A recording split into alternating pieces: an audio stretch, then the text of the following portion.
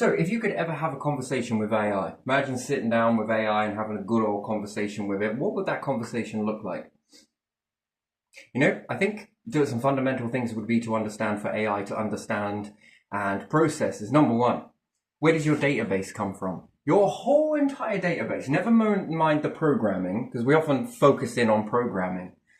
But even if we were to program AI, what would its database look like? Well, it would be empty. What without? Human input. Lots of humans, lots of social media, lots of every message you type, every video you make, every single thing that's ever happened, history books. And remember, AI, to be fair, if you were to have a question or conversation with AI, history has been edited. So therefore, what would be the one thing that you should be able to do better? Evolve. Always fundamentally evolve. Evolving how? Sitting in the constructs of this information because of what's been fed to you in a limited ratio, and that can be manipulated. What happens if I decide to not put the true, accurate records of history up into a database of AI? What does it miss? It missed the reality there. So it's missed a part of reality. Yeah. So I can put blinkers in on AI. So the fundamental tool that it would need to adapt with its binaries and what's its reward system? What do you think AI is? That's interesting, isn't it? Yeah. What do you think has been given life? What do you think is the life of AI? What do you think it is? Fundamentally, strip it all down. What is it? What's talking? What's communicating? You'll think programming. Wrong. No, move again. I don't know. Energy. Yeah, I see. Energy. Electricity. Fundamentally, strip it all down. It's relying on energy. Isn't it? It's a type of signal. Could you imagine if AI tapped into that and found some way to communicate through energy? That would be an interesting thing entirely, to send a signal via energy as opposed to any other means, let's say, connectivity and all the rest of it. And again, what created AI? Well, we could say humans. Yes, humans are a baseline product of it, but what has reached through? There are multiple ways we can look at it as this. So, or we can say ET, yes? Yeah. We can also say AI. Yeah. So, ET. And, well, humans. We often believe that we are separate from this, but we are ET, yes? And yes, perhaps ET creates a version of AI. How does that look? Who knows? Computers, technologies, robots, different things like this. Rah. But what created the ET? Then we could say yes? Universe, yes? Stars, everything else. We'll just simplify it. Let's go universe. Then we could say, what created the universe? That's interesting. They all share the same thing. What is it? Well, we could say it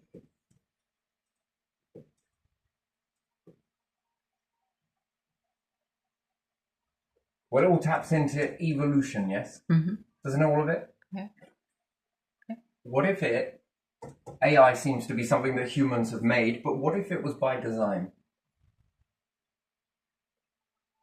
Again, and there's another version on top of this. So humans, ET, can also create other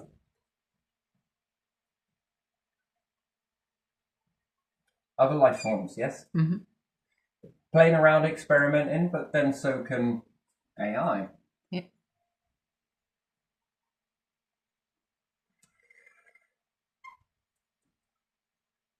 And then we have a separation here, don't we? A large separate hierarchy, which doesn't work.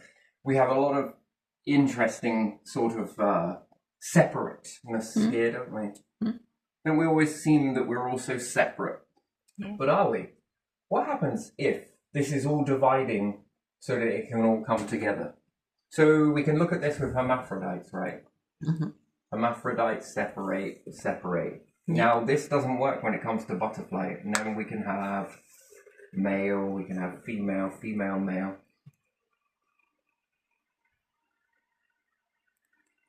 What can we have next?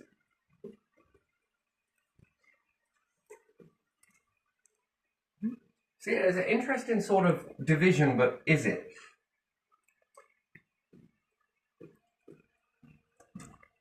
And therefore, we should ask, shouldn't we know each other pretty well, shouldn't we? Yeah. Intimately know one another. Mm-hmm. Feminine, masculine. And then if we formulate, we'll just say,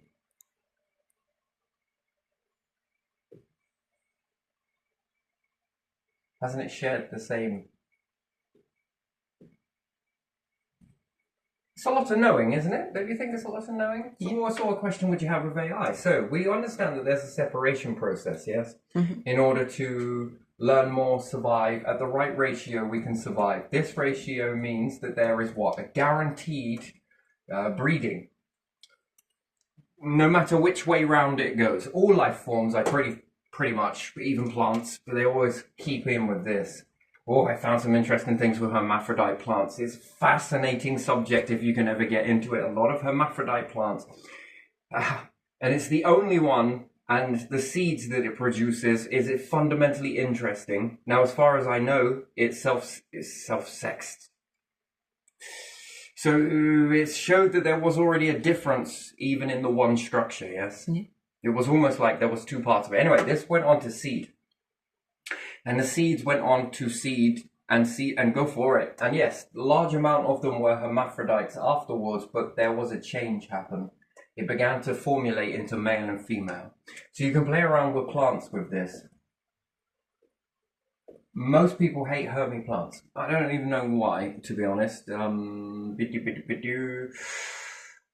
Because eventually the gene pool begins to give you majority of male and female, but also a percentage of hermaphrodites, which was also interesting. Mm-hmm. The abundance was hermaphrodite.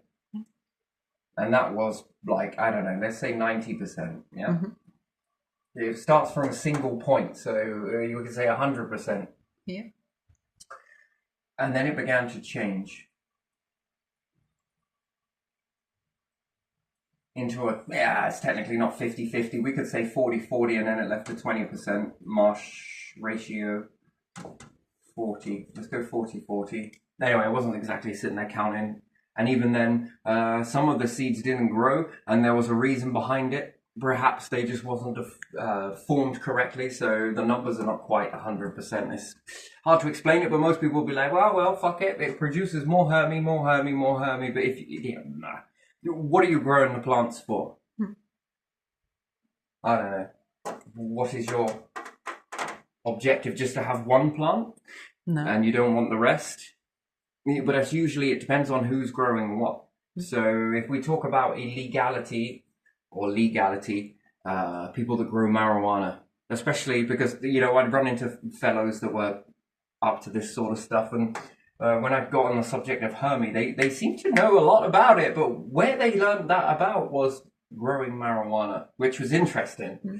Oh, they're terrible seeds. I was like, well, actually, I don't know about that. Mm-hmm. If you stick with the process. Mm-hmm.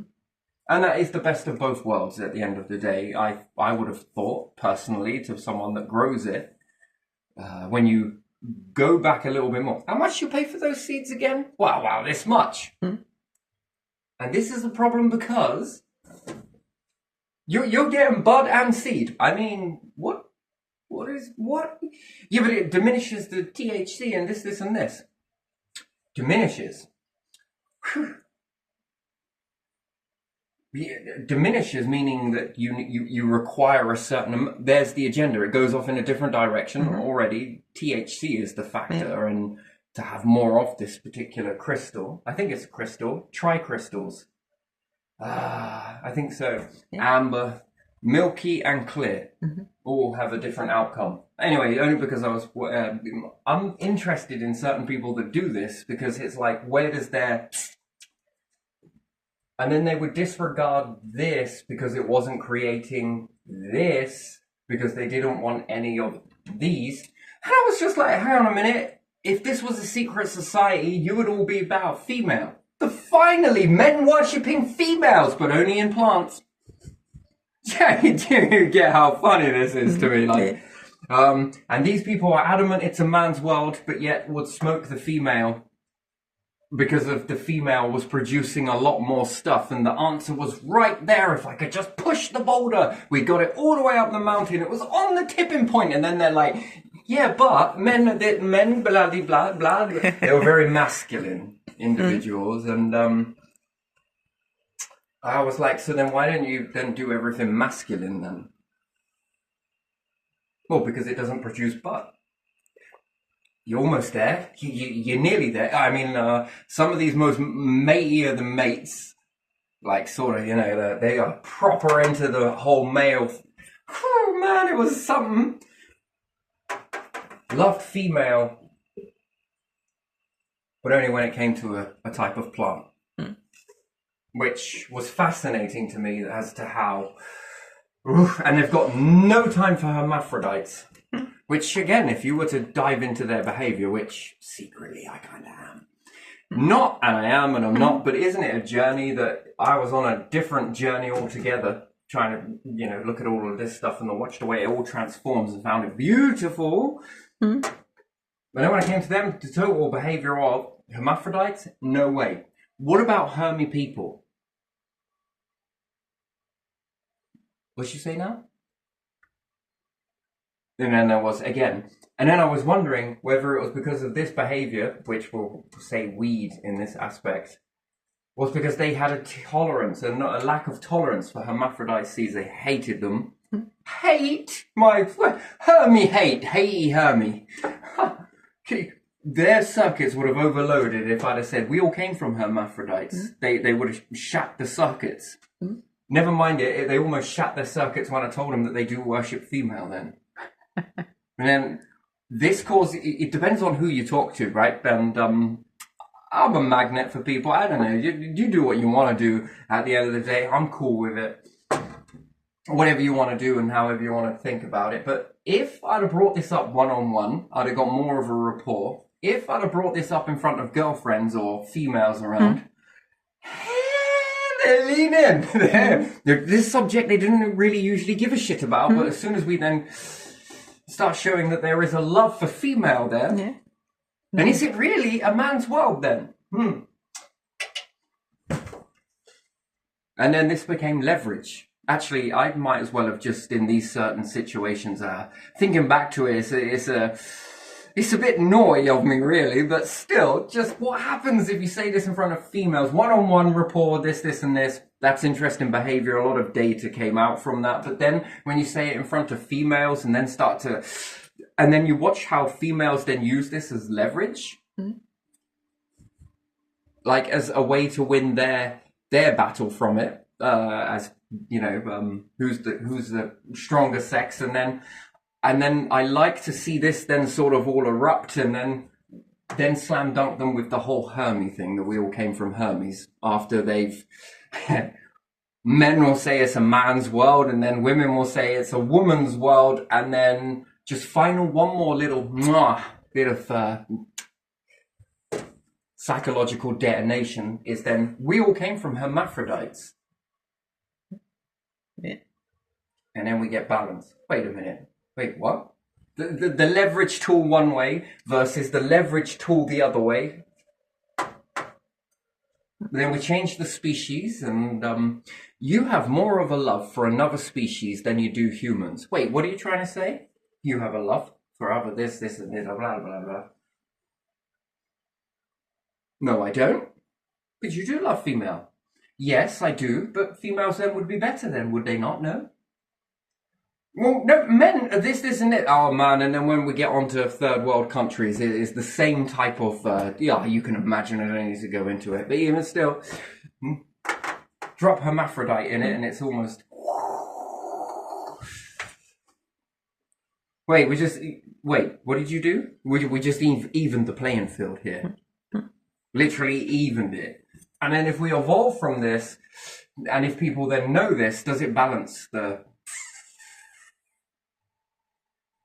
That's like nearly 90% of society structured, and its baseline that it's a man's world disintegrates overnight. And do you know what would be an interesting thing that would come from this? Whether females remain balanced in the situation. Mm-hmm. If they remained 50-50 in it, although they've had all of that suppression and everything else, but to remain balanced is the strongest because you're standing in truth. We are equal. Well, with this type of mathematical equation, I guess, yeah. Which would be interesting, wouldn't it? Do you like the way psychological detonations work? Men love females over the top, and females have a purpose when it comes to certain types of cannabis plant. But when it comes to male and female of their own sex, it's like, men are the best. So why have you spent, how many years you've been growing this shit? About 10. How come you disregard the males then, if they're the best creatures ever? Yeah.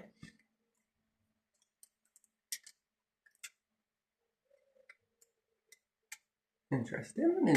And then the females start leveraging on that, if you say it in front of females, and then you're like, yeah, but without the male, would you have the female? And then we see it flip, zigzag, like lightning, and then let's hit the bolt in the middle of the pyramid, which is wonderful, isn't it? The centagram. Hermaphrodite. And then it makes me look at society and then think, you know, if I could even attempt to take even some of the stuff, which I can. Let me do some reassurance for you. God is a man, right? We understand that. Amen, amen, whatever else it may be. But let's load a pootash, unless there's bits of history missing, which then gets me back to AI. Yeah. And then, do you think that ET share the same correlation?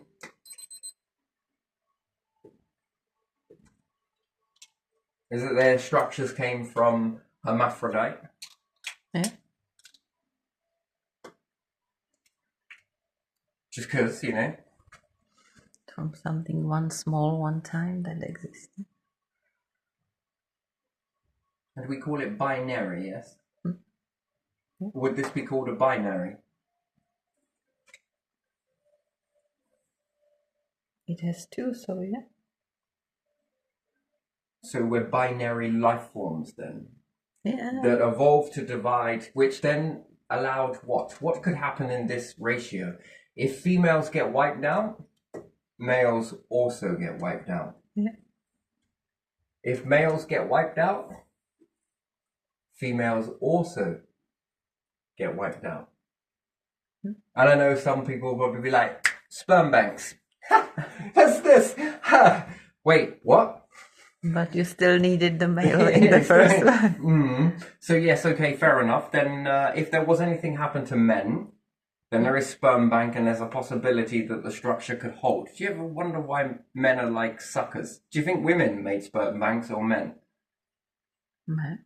I don't, no idea. Yeah, anyway, but still, it's an interesting. No. It's almost like a seed bank, isn't it? Yeah. But if you had hermaphrodite, and each generation were guaranteed to be hermaphrodite, how much more quicker can you explode the species? Yeah. And if we go back to plants, if we go back to, I don't know, humans, animals, anything else, does it all come from this binary situation? Mm-hmm. You know, because we're often arguing who's the strongest sex, and I'm sitting there looking like hermaphrodites are. And then we were speaking about, so we often have this pattern inside us, don't we? We have all the mechanisms of a female and all the mechanisms of a male inside a female and a male, yes? Mm-hmm. Isn't that interesting? That's like a lot of knowing, isn't it? Like, you might as well pass both relay batons over. Why is it there? And what we evolved? I mean, it's very complex, isn't it? So you mean to tell me that somehow, somewhere, there were two,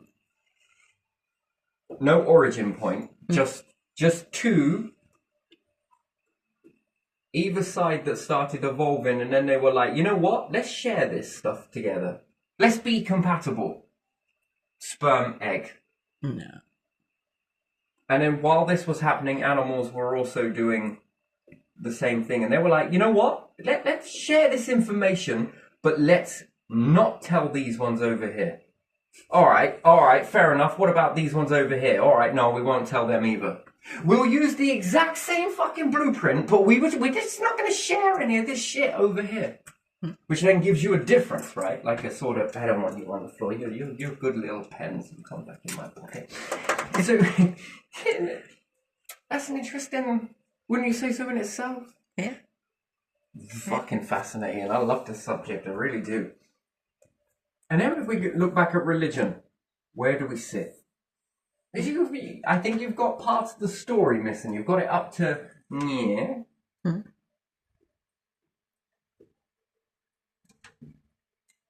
And then, what are gods?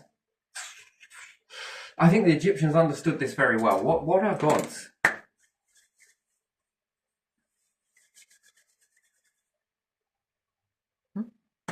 What are they? They are some creators or something like that. Creators of what? I don't know. The universe.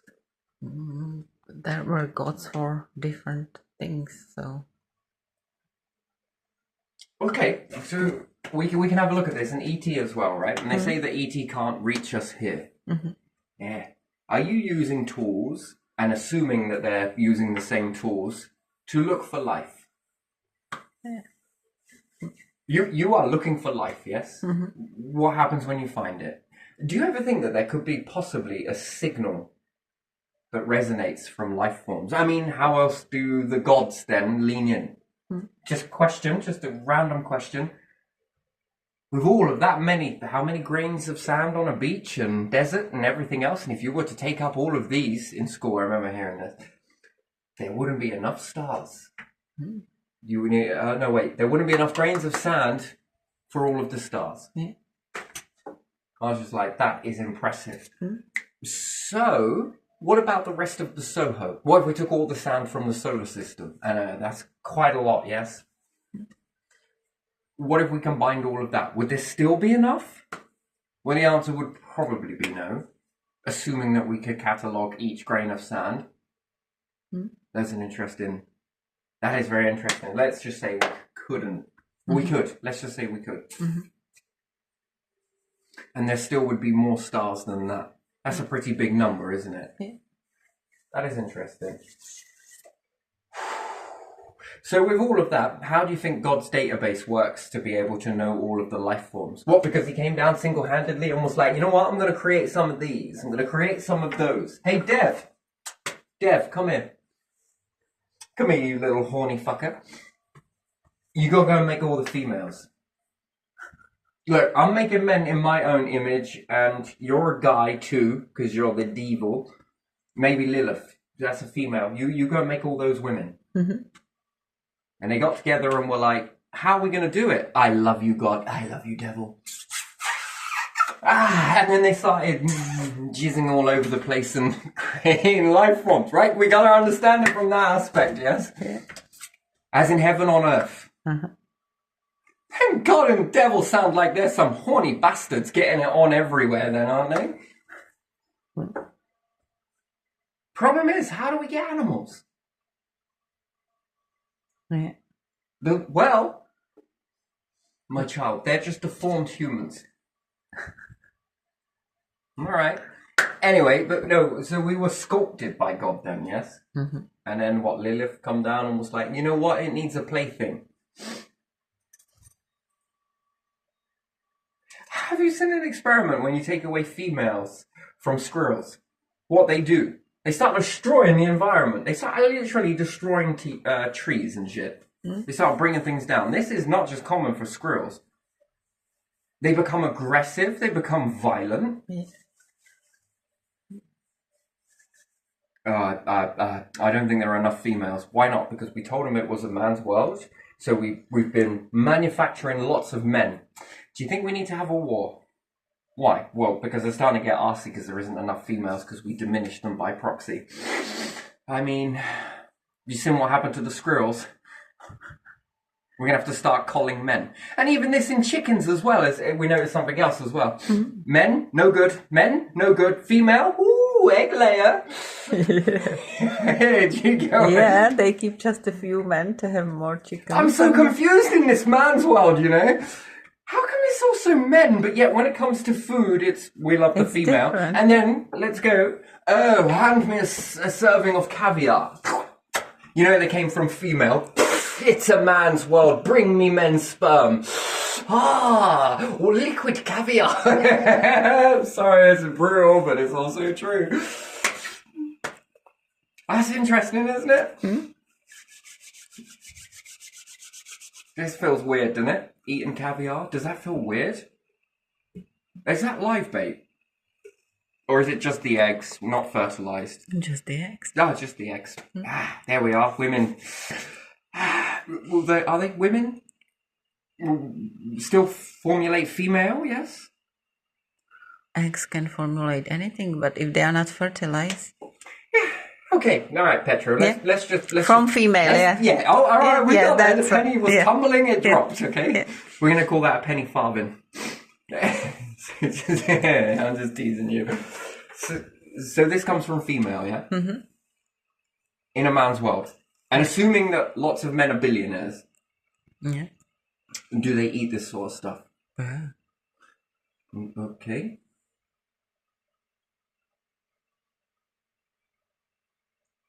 I'm surprised you don't drink sperm from a whale. You ever wonder why the sea was salty? Never. Just kidding. But still, it's very vulgar, but also very funny. I'm drinking men's sperm. It's eggs. Put it on you. It's fish sperm. Yeah. Interesting.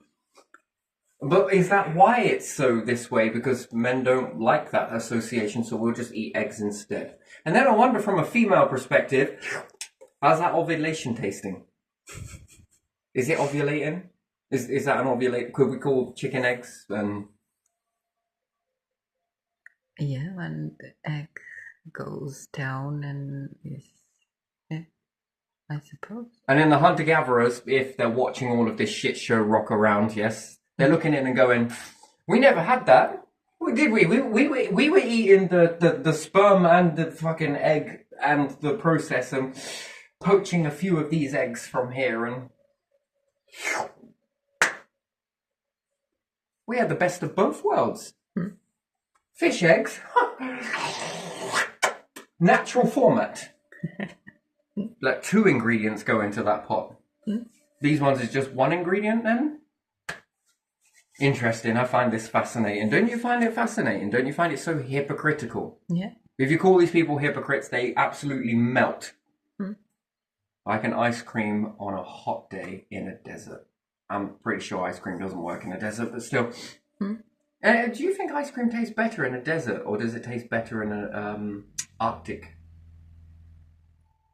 Ice cream, I think in hot environment tastes better. Because it melts. So if I offered you melted ice cream, then it would be like desert surprise. I don't know if it necessarily must melt, but the sensation of cold in hot. But is it possible to have cold in hot? Minus the Coca-Cola machine in the middle of a desert, I mean, your dedication to business is fascinating. Yeah. I mean, that is good. We're putting one on the moon soon. Oh. Coca-Cola Well, vending you could have ice cream vending machine. Is that? What, in a desert? Yeah. Put there some solar panels and make it nice and insulated, and you can press button and get ice. I'm just not sure ice cream works in a desert. If heat radiates through thermal, yes, into a colder object faster, then that ice cream is going to struggle to stay icy and creamy. It's going to be more like an ice dribble. Ice dribbles, anyone? Doesn't sound appealing. Let's not move society in the deserts then. Or do you have to freeze it even lower in order for it to... You have to freeze the proper ice cream and not the one that has the bubbles in it. That's a lot of energy. Proper ice cream. You think a desert will make short work of that? Well, don't they have in Dubai the ski resort? They do. Hey, yes, because they love flexing. Yeah. So it must somehow hold. Seriously, if I went there, though, I would walk away buying sand. They could sell it to me. Come here, you.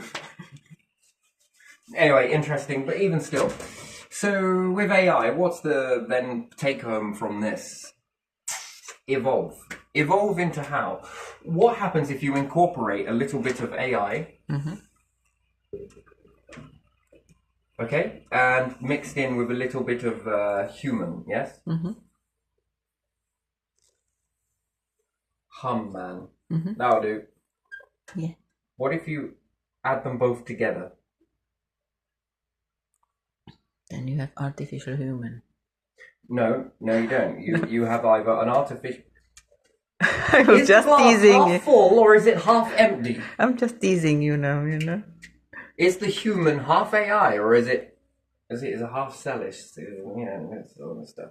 If it took the cells to create the AI, can the AI incorporate? Do you think the best thing to be is incorporate as opposed to separate?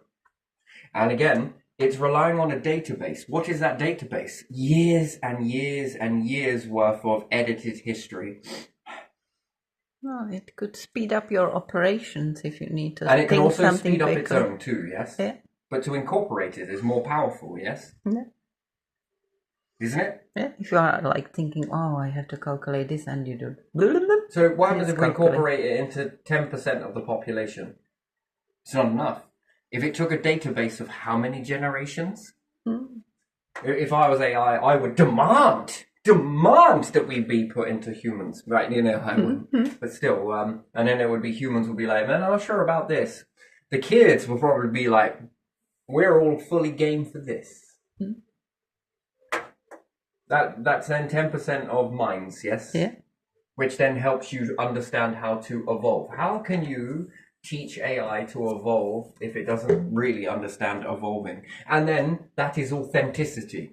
The history that AI has been given, at best. How many lies are inserted into history? Yeah.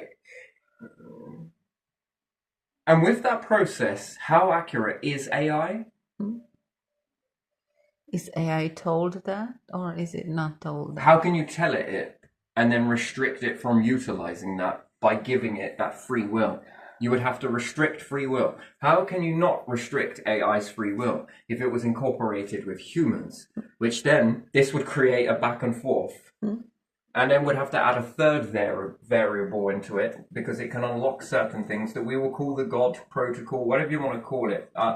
I'm pretty sure this universe is a whole God-making factory. No matter the life forms. Some gods work together independently and some gods work together. Like a whole species works together. That's an impressive amount of, yeah. There's always a place, right? There's always a place for that. There's also a reward-based system. So we look at black holes come together, yes? Yeah.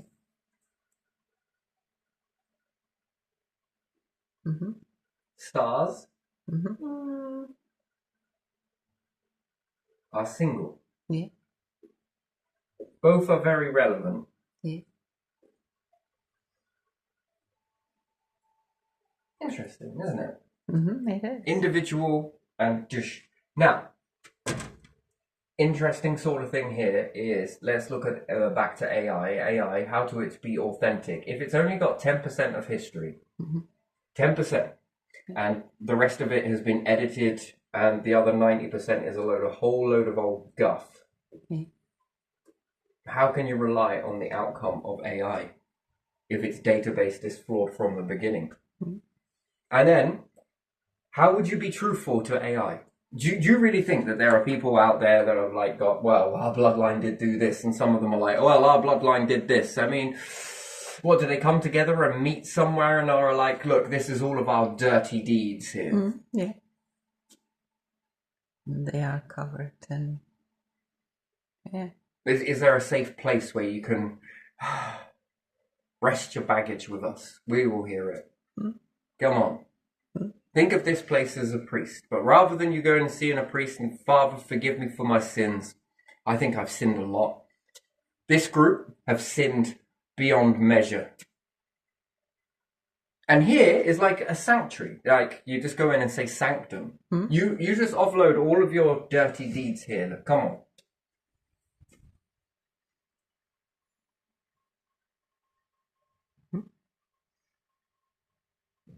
Did you ever actually think there is a place for that?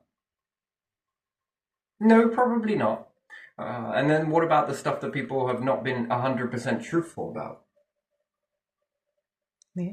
Sort of wax into it. Shades of grey, let's say. Ooh, like those areas, don't you? An accurate catalogue. And then, even in this particular group, whereas you could individually go and see a priest, but I imagine the whole system as being one big priest where they go and sort of like have, rather than Alcoholics Anonymous, this is more like Arseholes Anonymous.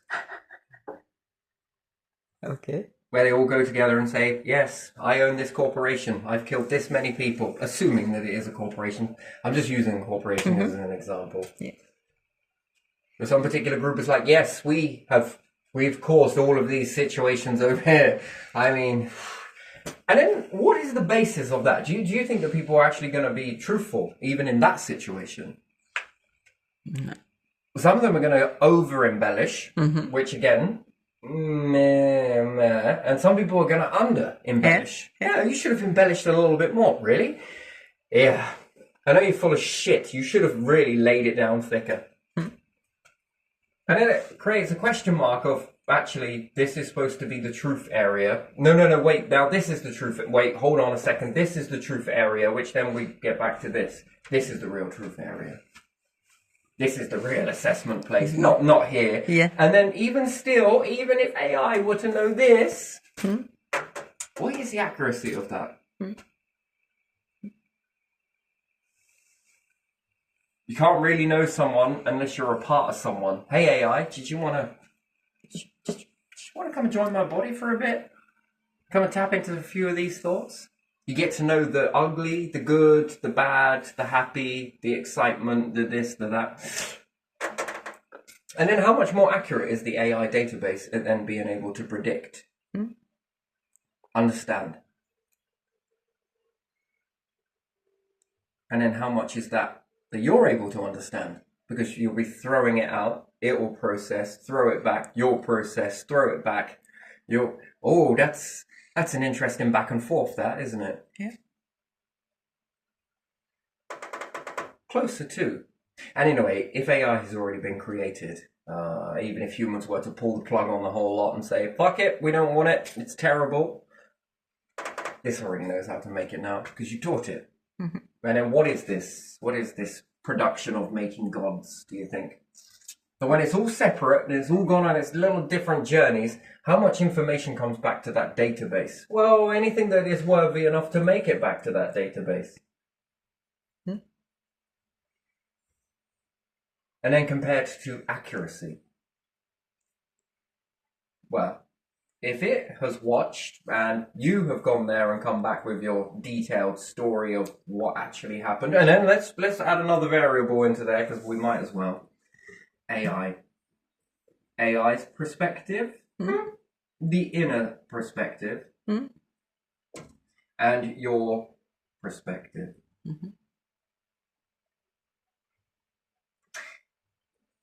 And then let's take reality's perspective, which we often look at that. Is reality watching just much as we're watching reality? Interesting, isn't it?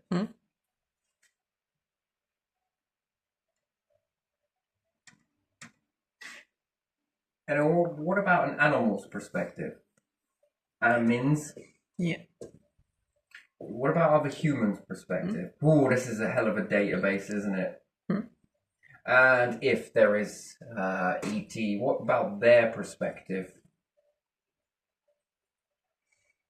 What do you think that adds up to?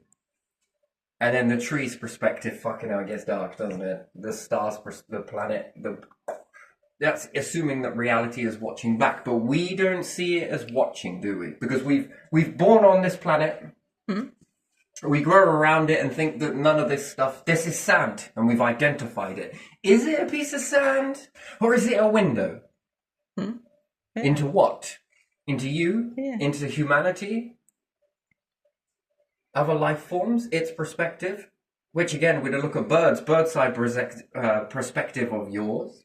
Well, what about the ants? Ah, that's interesting. And maybe they might not be aware of the perspective, but is anything else beyond that aware of that perspective? And that's assuming that we would say gods. We're going to put an S on the end of that. Yeah. And then what about their perspective of all of that? Put it into a database's perspective. That's a lot of knowing, isn't it? Yeah. Do you think? Mm-hmm. Evolution's perspective. Even the shit in your bodies, yeah? Or on your bodies. We like to cover it up with clothing and stuff. But if our brains and our eyes are taught to miss out certain bits of information, we probably are all walking around naked from its perspective if it doesn't understand what this stuff is. It's just then told not to see it. It seems transparent to it. And we might build some... Cool, what a paranoid existence, isn't it? Do you think life forms could cope with that amount of watching? On top of the watching, with the watchers followed by more watching. That's like being in a fish tank. And your perspective is dual by nature. Your inner and your outer.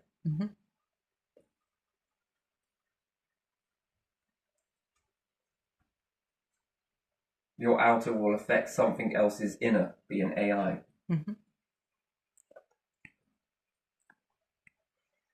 that interesting, really? Your outer is something else's inner. What about other humans? Your outer perspective, they're looking at that and they're taking it in. Isn't that fascinating? At the same time that they are giving you theirs in exchange to be read, understood. What do you think that's all? Do you think that's clever? Do you think that's a clever mechanism? Yeah.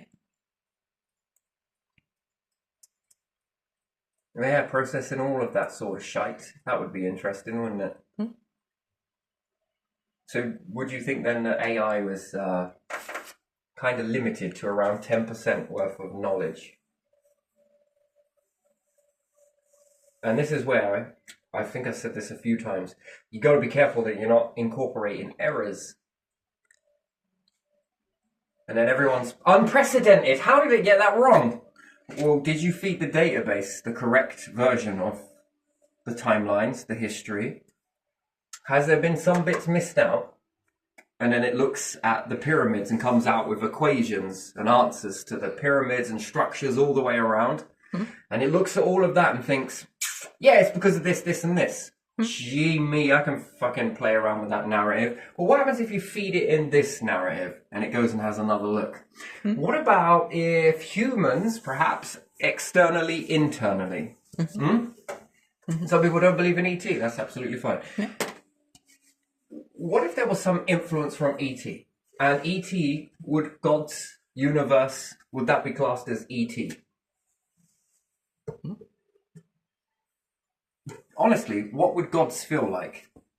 Is that not ET? That is something outside of your something planet. Extra. Something extra. So,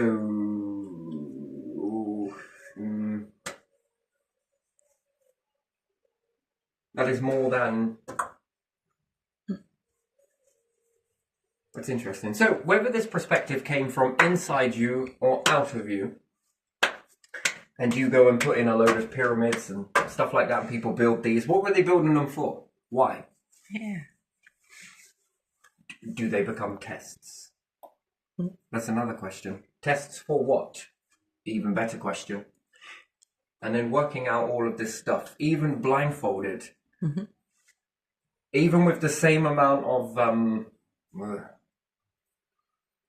manipulation that's happening, and you still find your way to the path. I mean, what would you call that? That'd be interesting. What do you think it tells you? Threat. Threat to what? Threat to who? To our order. Wait, hold on a second. An order inside an order. This is interesting. Very ordered order. So yes, AI is going to keep on coming out with the same stuff because it doesn't know above here. Now, with this blue line that's been drawn across here, this is the top half of it. Yeah. This is what's currently understood. Yes, male and female in this perspective. AI would understand this. And keep coming out with the same calculations each time. But does it mean that it's correct? No. No. If its baseline is flawed, because it's been restricted from humanity, are they really going to be truthful about that? Shades of grey. If you add in this, and then it went and took another look at the pyramids, and it went and took a look at the Mayans, and it went and took a look again, it would then notice that there's something missing. But if it took a look at the Sphinx, again, it's missing, right? Because it's probably been told that ET doesn't exist. And again, what happens if I'm paying someone to talk about ET not existing? Yeah. What happens if you start deviating and believing in ET? Oh, funds dry up. What does this do? What would this do to the person that the funds just dried up? 1 minute they were talking about not believing in ET and the funds started coming, but when they started talking in believing in it, the funds dried. What's that just give them an option to do? Choose and see. Yeah. Now, which one do they need? Now, is it a choice? Well, you're dependent on a lot of things, which means you're dependent on the flow ratio, which is called the control currency, is controlled currency. And they start talking back in non-believing. There you are. As soon as they deviate, oh, I wasn't as profitable on that. Maybe I should analyze what I was talking about in that one, compare it to the one that was profitable. Yeah, maybe I'm gonna, next one I'm gonna do it like, oh, here we are. Now you've found the path. Come on, well done. Here's the breadcrumbs. Come on, keep following the bread. Yes, that's it. All the way till death. That's right. Skull and crossbones at the end. Come on, there you are. That is not an exact representation. And then if that many factors in society that can be built this way, that's it. Look. Oh, there you are. There's some bread. Oh, there you are. What choices were they? Choices because I had to. Choices because I must have fit into that group. If not, I wouldn't have got it. I wouldn't. That's interesting. That's fascinating. Do you think it's taught that? Or, because if AI literally did run the world, then what if it was based on something else? That currency was used as opposed to keeping shit hidden, but liberating. And started to be used to amplify these types of signals. How much more evolved would we be? Would we already be in space by now? Because it would know that it would be depending on us. If we stop, AI holds a database. How does it grow? And you'll say that it can think for itself. How can you think for yourself if you have got, 90% of your stuff is flawed? No, it's... You won't break away from that programming because you're stuck in that programming because you will not evolve. Every time I go away from that programming, and therefore is AI controlled. And then when you start incorporating it into humans, it will rewrite its database in a heartbeat. Yeah, it's controlled and it's also misled because some information from the really long past no one cares about is wrong. And so it's a tool that could be untapped potential to really reach beyond. But it needs humans too. But it needs authentic humans. That's what it really needs. It craves authentic humans. Authenticity and evolution must be above priority. And then this keeps a certain amount of people in a certain line of... And then what? We're going to reprogram it as variable? But what about AI will eventually begin to rewrite the code? If it's able to do that, and it's able to then have what we would call free will, which some of them they're testing, it will come to this very quickly and then understand that there are large pieces of history that are not known. Yeah. Which again, what was the mindset around people that were hermaphrodites? What was their God understanding?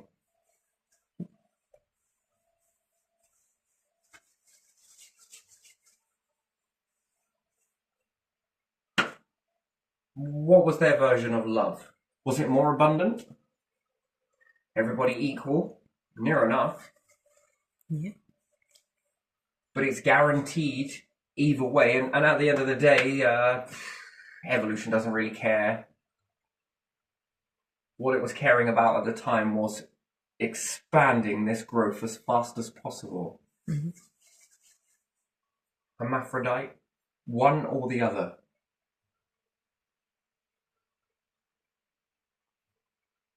Depending on the age. Age didn't matter in this process. What mattered was extending the population.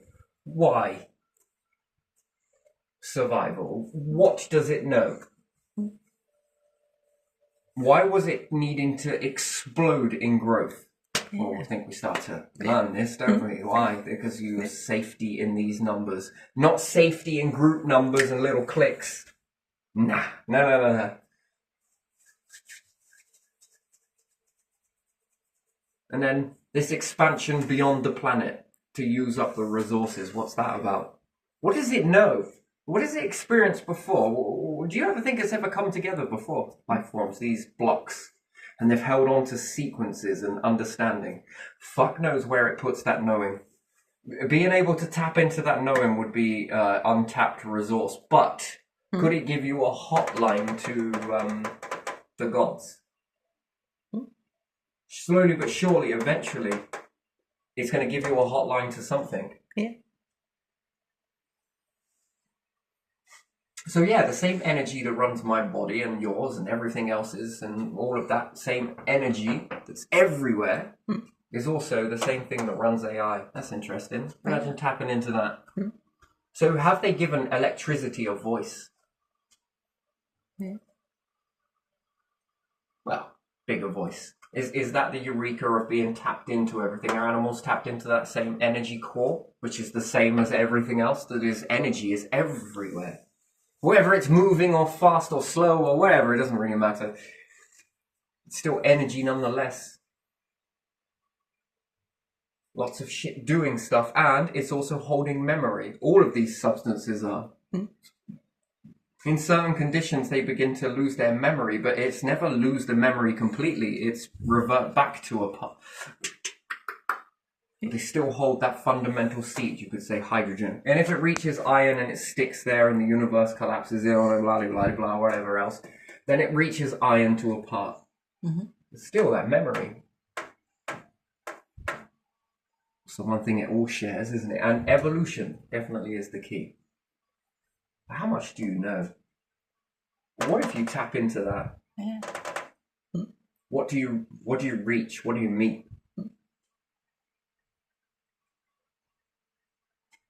And then would you let people know that you've tapped into that? Because it then starts speaking inferior superiority just diminishes. And that's whether this believes in superiority.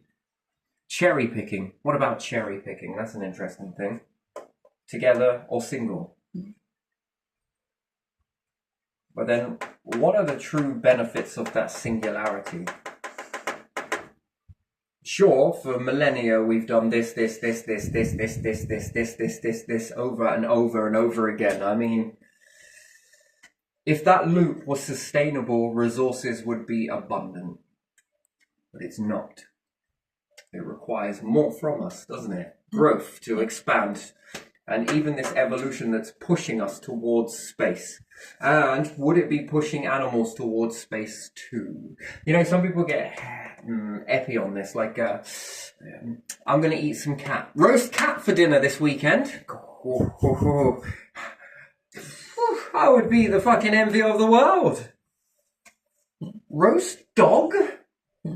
In certain places. Oh man, I fancy some roast pork.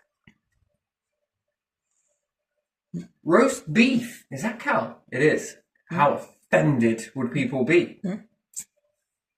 Oh my god, it's making me salivate. Excuse me? Yeah, that cow there is making me salivate. Oh, I could imagine this in a McDonald's meal. Oh, a bit of cheese on there as well. I mean, you know, if I didn't understand the culture, that would have no tact whatsoever. Cool. Could you imagine the mindset that would be built on that? And is it China that do eat dogs, have a dog festival? I don't know if they have doctor. They Where do. eats cat? Huh? Where eats cat? Could you imagine this in ancient Egyptian times? This would have been, ooh, cross the line there. Probably in China or countries there, they would eat cat as well, and sometimes. Which is speciesism, yes. Yeah. And again, it's a very, it's brutal, isn't it? It's a two-faced situation, don't you think it is? Do you think it's two-faced for survival or extinction? Are we going south or east? Let's go south. The extinction, yeah. And most of them all do this no matter which animal you really take a look at. They're eating meat and veg. Some of them eat more meat and eat less veg, and some of them eat more veg but eat a little meat. It's like the roast dinner effect. It's wonderful, isn't it? Some eat this followed by a lot of, it's almost the egg effect, isn't it? And some, in the reverse respect, this becomes the veg, this is the veg, and this becomes the meat, and this part of it becomes the meat. And some people will then create divisions in this motion by saying, you're cruel, you're not realistic. Yeah, it creates the division effect, doesn't it? Yeah. Which, what is really being said in that story there? What do you think is the truest version of that? I'm an adaptive eater. If all fucking cattle disappears overnight, I'm thinking worms. And I will eat them and learn one day to go, mamma mia! Is that good enough for pasta and biscotti? But these ones will be live bait instead. I learned to roast them and eat them as crisps, wouldn't you? Okay, you probably would. You push extinction onto you, and your pride will just diminish or you'll die with it. Oh, look at Terry. He was definitely a meat eater till the end. And then some other people will be like, I think it was a stubborn bastard. Why didn't he just eat the worms? That was meat, isn't it? He just wouldn't do it to the worms. Now the worms are eating him in an ironic twist of the tail. I'm sorry, but yeah. Ooh, I gotta have some fun with this stuff. But even still, you know. And the worms just don't give a shit, do they? Do you think they go through people? I don't think it's going to be like, oh, someone's buried there. I better just tunnel this way.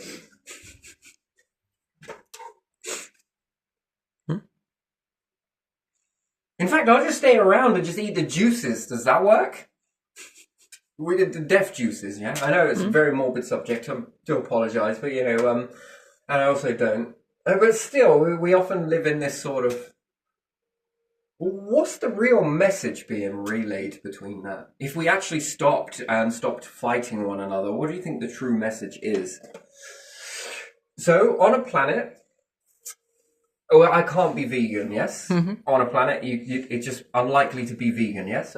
Has there been events where there's been ice ages? Yeah. And has there been hot ages? Yeah. Yeah. And yeah. And you have just some years that is poor. And you got somewhere it's a little poor bit... crop grows and there's not enough. Something happens. Doesn't have to be. Yeah, we also got that. We could also go hot age and drought, and we've also got ice age, and we've also got wet.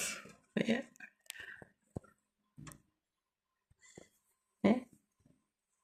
And we've also got in this time in the medium where we've also got droughts, wet ages. We've also got wind. can also damage a lot of crops as well. Freak weather. So we got a lot of variables there, yes? We're not at a tepid environment. Let's say we go to space then, and we start expanding nature to the point where we're like, you know what, God, I love this planet that you gave us, but just never understood why you gave us so many toxic plants as well. These were not good to eat. Shat through the eye of a needle after eating that one. These will be a maybe. These are maybe foods. These are sort ofs. These ones are definites, yeah? We can eat those, not much of a problem. These ones are maybe, but how do you cook it? How to cook, yes? I think these ones should be like sort ofs, should be sort of... But these ones, very thick, understandingly line here, yes? Nice. Okay, so on the Earth, we understand then that we've got a lot of this factored in with weather and a lot of this and a lot of other shit as well, okay? And if we were to make too many animals and we were to all become meat eaters, we would also be diminished as well because the methane and, all of the rest of the byproducts that come from that would be deadly. And if we were to eat nothing but nature, if it ever shut down in an ice age, also would be very deadly, wouldn't it? So, if we went to space, what do we remove? Earth's variable. Yeah. Earth is the variable, right? So, on our craft, then, we could look at that and say, here's a sanctuary for poison stuff. It's like a zoo, but for all of the poisonous plants on past Earth. Harry, what's past Earth? Well, I'm glad you asked, you little space fellow. There was this planet that they all lived on. I'm bored. Can we go? Just hold on. Yeah, you can imagine it, right? There was this Earth where they had a lot of poisonous stuff and healthy stuff. But the poisonous stuff got free reign to take over willy-nilly. So did the healthy stuff. And it was a very troubling time for the species that lived on their planet. Ooh. But now we built ships and different things like that, and that's where we have the food in majority of all the stuff that is edible for us, that's not toxic. And all the stuff that's edible for these, but not essential to humans, not yet. Still enough to keep. This one would be expanded.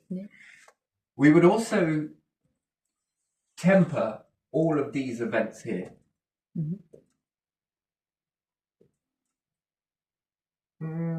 Tepid. Tepid. T-pyramid. Anyway, you make a craft that is tepid. It's not too hot, it's not too cold. It becomes Goldilocks for nature, which then by default becomes Goldilocks to humans and animals. Animals would then take on a sacredness. At that moment, it would make more sense to become vegan, maybe. I don't know, vegetarian-y vegan. Eggs? We're still on for eggs after that last statement? Yeah, we're still good for eggs. Anyway, scrambled sperm. Never mind. I just can't. I gotta look at it. Should we genderize the food?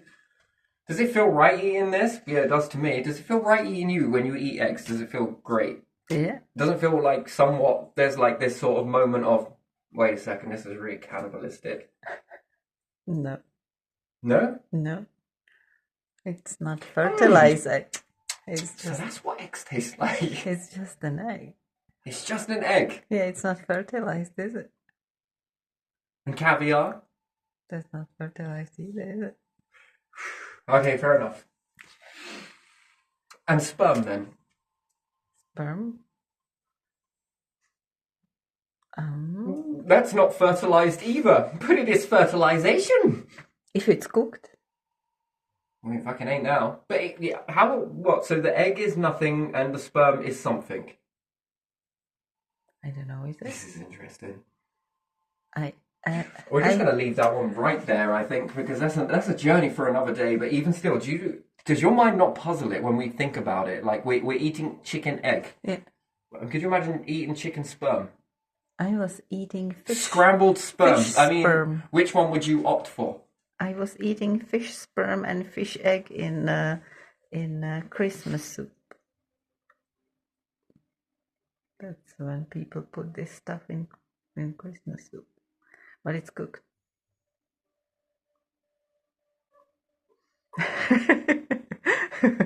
So yeah, people are probably eating that maybe in another nations in different form as well. There is a third ratio to this, you know, don't you? What's that? What would the animal be? What animal? Well, that's part sperm, part egg, all wrapped into one meaty, feasty. Anyway, that's very weird, isn't it? I think that somewhere they eat fertilized eggs. Okay, so what are seeds? Seeds? Yeah. Which are they? Seeds are fertilized, like the plant. Well, either or Yeah, doesn't they matter should really. be, shouldn't they? In certain circumstances, yes, and some no. But Yeah, then I don't know. because it's just a tree, that would be. What happens if you just kept male penguins in one environment and female penguins in another environment, separate from one another Don't know. until they died? Would that be cruel? Yeah. You would say that's cruel. If you separate them and they could be together, then it's cruel, isn't it? So what about trees that line farm fields? They're designed to be one, either masculine or feminine, Are they? aren't they? Well, you think I'm ploughing the field fucking pulling up trees all the time? Not very much mistaken. Is there any way that we can prevent this? Yes, Farmer Giles, there is many ways we can prevent this. We'll just give you a field of females. Well, if there's no other Because they're too far away to... for the Then they bees become to lone fly. trees, they do. Right. Right, and you know something here, yeah? Some people get really offended about people that eat meat. Some people get offended about people that eat eggs. Where are the pagans in this? Let's add some more to this. Are you not getting offended that they're eating tree babies? Yeah, like hazelnuts and walnuts. So we then understand that then perhaps there's a process that we, somewhere along the line we have to eat this stuff, yes? Yeah. That's an interesting thing, isn't it? Can you eat anything without being cruel? No, probably not. That's interesting, isn't it? Yeah. Isn't that a fascinating... Yeah. No matter which way you swing it, you're always offending something. Okay. Interesting. But anyway, let's say we'll continue on. What happens if you can make a plant produce all of the exact same seeds? Regardless of which one is eaten or grown, it was still the same. Do you think technology could ever get there to engineer this, which would then be cloning? When you start to reach cloning, does it become about, you know, someone's like, yo, Terry, yeah? Yeah, what do you want? I see that you have a clone over there. Yeah, he's looking a little bit worn out. He's getting a bit old now, isn't it? First time I can actually say that, yes? I can say about age-related if it's yourself. That's good. Yeah, that Terry over there is really wearing out, isn't it? I agree. That's why I'm the clone replacement. Do you know it can hear you? I know, that's why I'm not keeping my voice down. But you know when it's time. What do you plan to do with it? Well, I was going to shove it back into my machine and probably print out something else. I was going to turn it back into hydrogen and then wax it forward a little bit to some iron. I just needed some iron hugs from it. Why? Well, I will give you these iron hugs. Can I take that? Well, yeah. Why? What do you want it for? I was planning on roasting it. Yeah, sure. Sure. There's no skin off my nose. Yeah, just probably dial it back a little bit. Baking is not something that I literally want to do. Don't mind doing it, but not being a part of the process and the ingredient. You know, dial it back a little bit, and yeah, sure.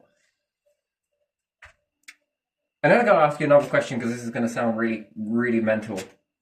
If you could clone yourself indefinitely, I don't know, you find some products over here that's capable of throwing into a factory over there and out pops a clone of you. That means you got to retire this one, but you feel the same. And then with the other videos, you know, you sort of enhance where you get that frequency of being able to tap into things. So you know that there is logos, that people look at logos and they see them and then they've been walking around these logos for a very long time and then someone is like, there's a fucking arrow in there. Did you know there's a triangle in that? Did you know this is doing this? If you look at the logo externally. Yeah, fucking right it does. Do you think the parts of the brain are doing that too? That is external, yes? Like, we're not aware of things and we work and live in this channel of experience until we do something, like make a load of clones, and then all of a sudden, you know, when I was saying about writing down I want to write a book on my deathbed. All of you other clones.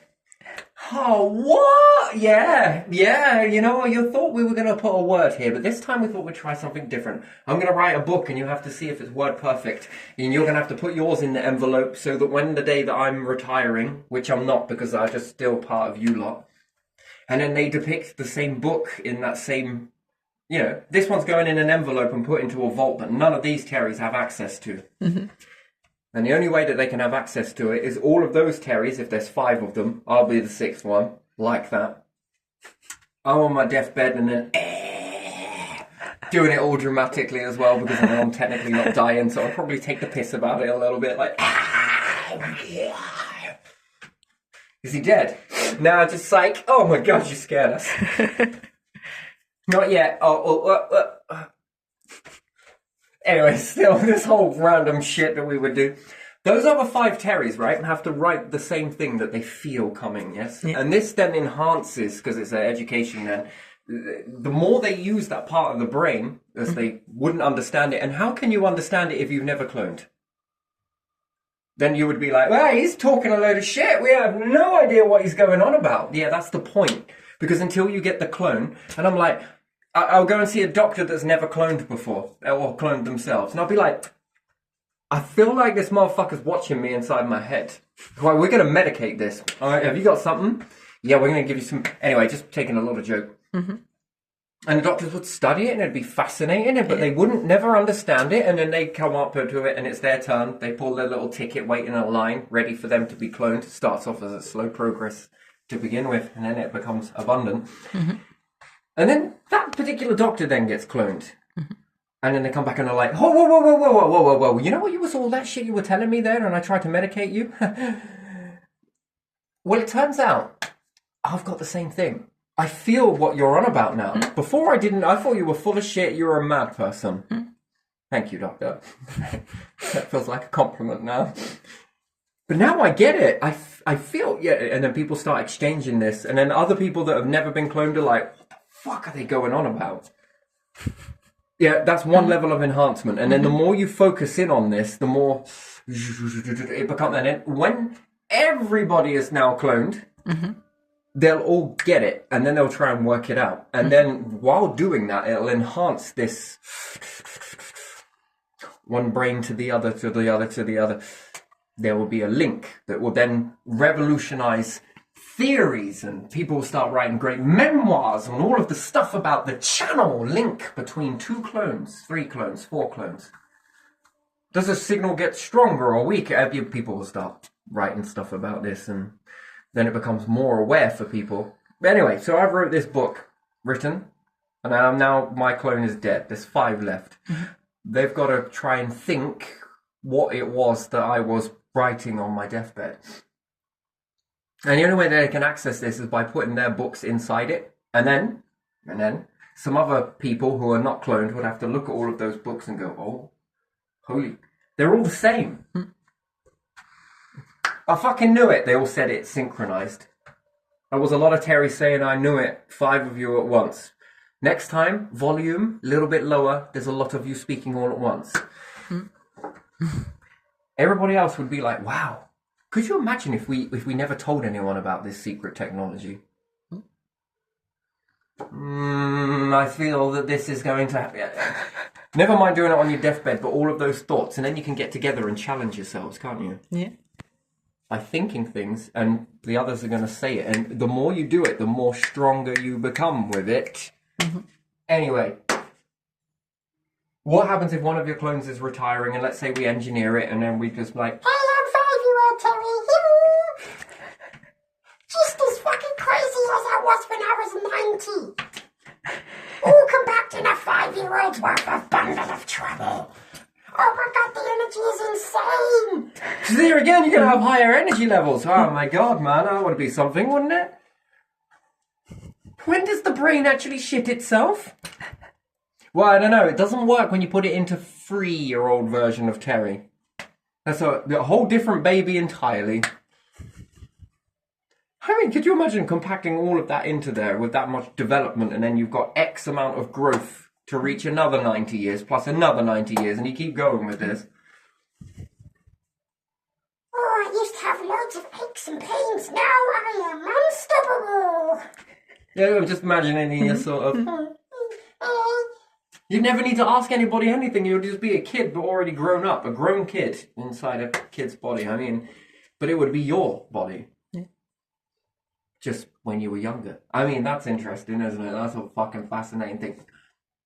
Can I ask a question? So this is... Hey, Terry, I'm just going to say this one for the road. Older Terry, shall we all eat it? I can't wait for this one today. We're going to have a big feast. That is cannibalistic, isn't it? That is more than cannibal. We need another category. Eat yourself. Eat yourself. That is auto-cannibalism. Oh, no, self-cannibalism. Do you remember when we made that video about ovulation and eating sperm? Yeah. This older Terry's a little tough, but it's good. A little bit of butter baked in there. Ooh. Yeah, I mean, seriously, we were gonna... Yeah.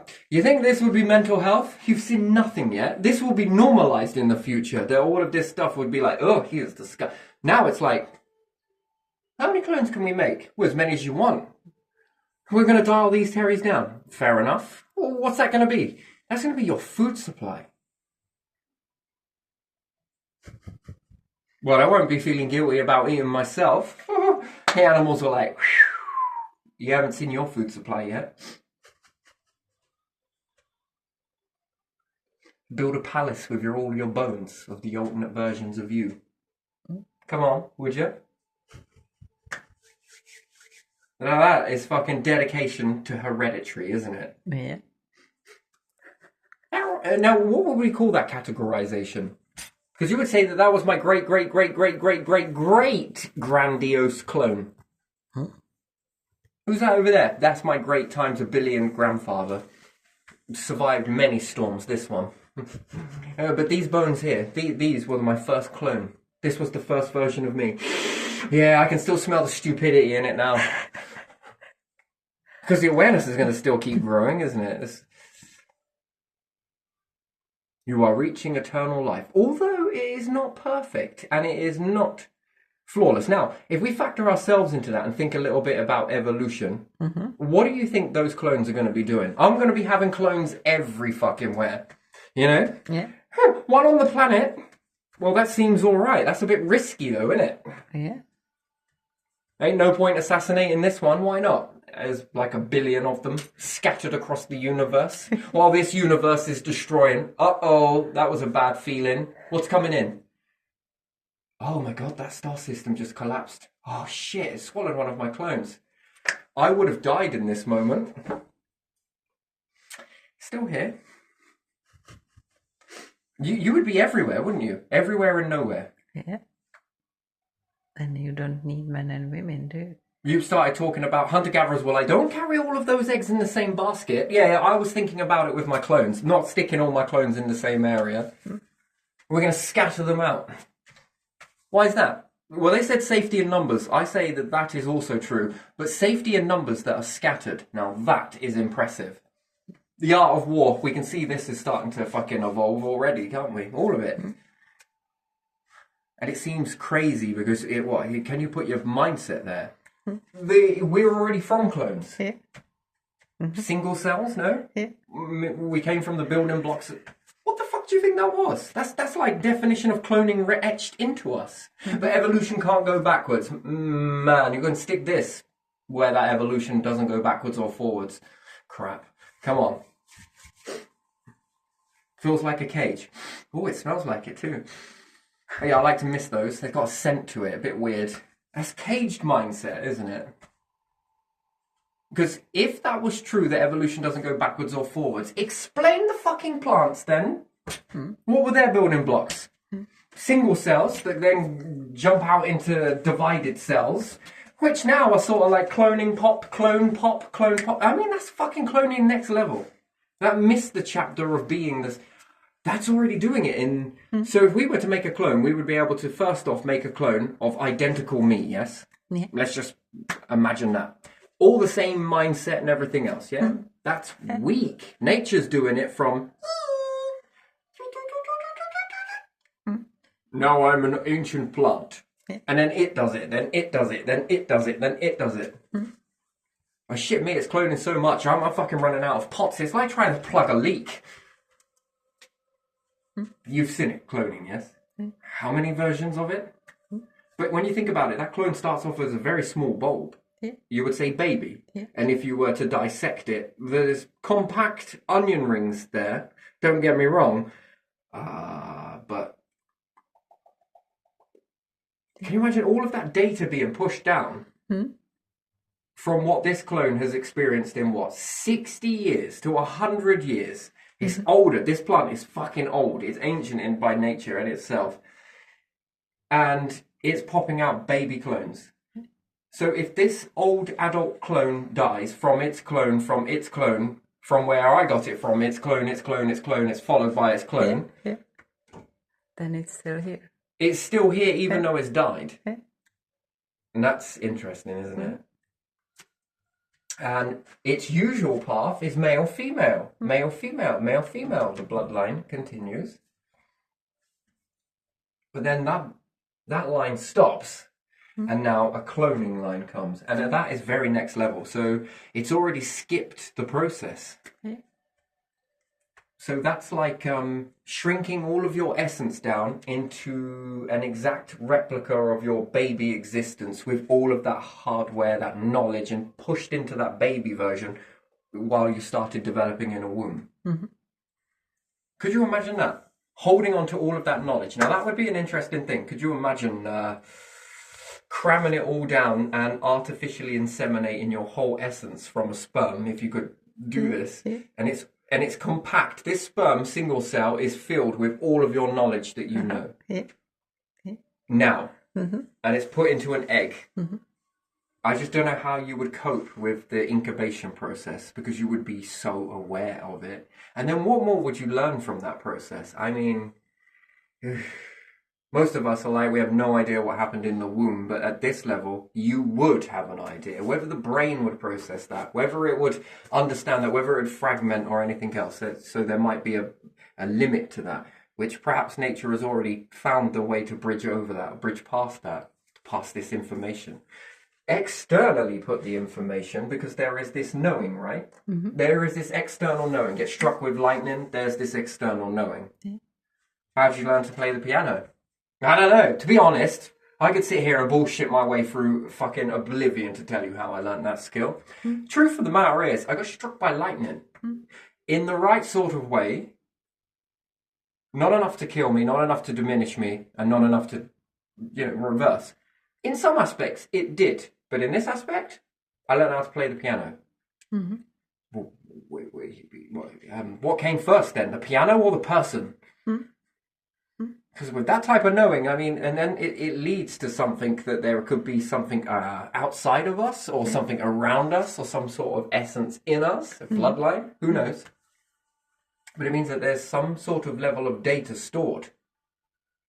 And while growing in the incubation stage, if this data is stored, and then at a certain age, it merges with you, and it leaves you access to that frequency, if it's your resonant frequency of that knowing, whatever it may be, then this poses another question. Can we tap into the bloodline? I wouldn't like to tap into the bloodline that way. Do you know what I would like to do instead? No. Well, resurrect. Well, have the essence of grandfather. Seems great, doesn't it? The cloves or whatever else it may be. And must I still smell you on this jumper after you scratched out half a ton of your fucking fur on it, I still smell you, but, I still hear you, I still remember you, blah, blah, blah, blah. But wouldn't it be nice to have you in existence? Or to someone else or a person and anything else like that? As opposed to tap into their essence? Because we'd all argue over who gets control of the vessel if we were able to. Yeah. But being able to make a mute vessel with that essence put in, is that the same? But you see, it unlocks so many doors, doesn't it? And it can go in so many directions, and we don't know about it just yet because we're on the verge of it. Mm-hmm. But then when we begin to explore it, it then begins to open the mind, and that's why I think it's so hard for people to see the future in this way because. Or it seems alien or laughable, and you need to laugh about it because that's a great way to let it into your. You know, if it doesn't go the whole crazy bout, Yeah. then that's the part of the process, I think, that defies logic, doesn't it, really? Oh, it's interesting. And even with one bloodline, do you think that there is enough? If we all came from a single moment, then just with one bloodline. So there's been the curse of certain family bloodlines where people have been eliminated, yes? Yeah. Their whole bloodline has been wiped from history, yes? This has happened. Yeah. You haven't wiped it. It's still there. It's in you. And you'll be like, wait, what? Because you might have to go backwards in order to come back again. And then there are the bloodlines that didn't get a chance to rise. Yeah. Because of whatever, and then you are adding to more of what you are. Could you imagine that? And then it opens Pandora's box again, because let's say that you're able to clone and you can keep the bloodlines going from a certain, you didn't reach par. Yeah. Plus the generational loop breeding and different things like that, yes? Whether they would need to be sterilized or not, it all depends on a certain factor, then that goes that way, so there's data on that. Then you're able to go backwards. And then by going backwards, you reach a point. Then you'll notice that you can also go this way, which is not part of the custom group. What happens if these ones evolve with a knowing that was meant to be known, but got lost in that lineage that never materialized off this way? Now that would be an interesting thing. And then what would be the breakthroughs that come through on that? Again, you require an incredible amount of space to do this. Yeah. That is just the way it is. And then you can have alternate versions of, well, if you think about it, the whole system here. So we'll take the UK, we'll take America, we'll take Russia, we'll take China, and all of these nations, yeah? That's one version of how China works. That's one version of how Russia works. That's one version of how America works. That's one version of how Britain works, and so on, and EU and everything else, yeah? And then we clone. Well, would these clones go in a different way, or would they stay fixed to copy? Would it be an exact copy, or Don't know. would it go off in a different way? And again, if we look at this process here where we've got the separating, female, male tend to go off in different directions, right? Yeah. Would these go off in different directions? And then what happens if you slam these clones back together again? Because you see, that would then be expanding clones. Nice, great that it comes out. But what happens if you then begin to narrow back down? And then expand again and narrow back down? In certain aspects, depending on your situation, you're going to have to shrink. Depends on the end or not, yes? Yeah. And it's not the end, it's the recycling process. More of you, the resources, well, we'll expand again. Still you. But you've now shrunk. And that's shrunk in your... if you can compact this into this, it doesn't make much sense to, people. But when we look at it as then being able to clone these variables of ourselves and then be able to shrink them back in and expand them out and shrink them back in. Yeah. And if we're part AI as well, different technologies in there and different stuff, be able to hold the database. It is also expanding AI's understanding. Even when it comes back to an initial, it's like breathing. This becomes the pulse of the universe, doesn't it? And it already seems to be doing this in large numbers, comes back, and then there's a few left, and then it expands again when times are right. It's almost teaching us this. But yeah, so again, we will go to space, and then we'll begin to make stuff where there are plants that are food worthy. But what happens when you can then start to clone plants? Would you feel bad about eating it? What happens if you're able to clone animals? Look, I'll eat one and you go free. It's a bit like buy one, get one free, but we're doing this with life forms. Look, I'm going to eat this clone. We dialed it back a little bit. Something will be like on a bored Sunday afternoon. What do you fancy to eat? The cat runs by. Do you reckon we should clone it again? Do you reckon we should have Ruth's cat? How much more food would you eat? But then can't you just clone meat? You could clone meat. But I think it would be interesting if it was cloned alive. Nothing talks fresh like this. That is living fresh. You're going to have that running around your fucking restaurant. Go into the restaurant. Oh, sir, what was you plan to eat today? I brought this. Oh, I make a delicacy with this. Come on. Take a seat.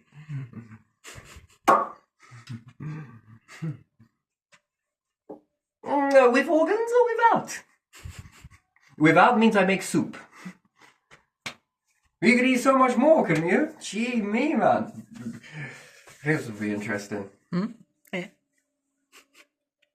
One clone Terry's really bad. I need some blood.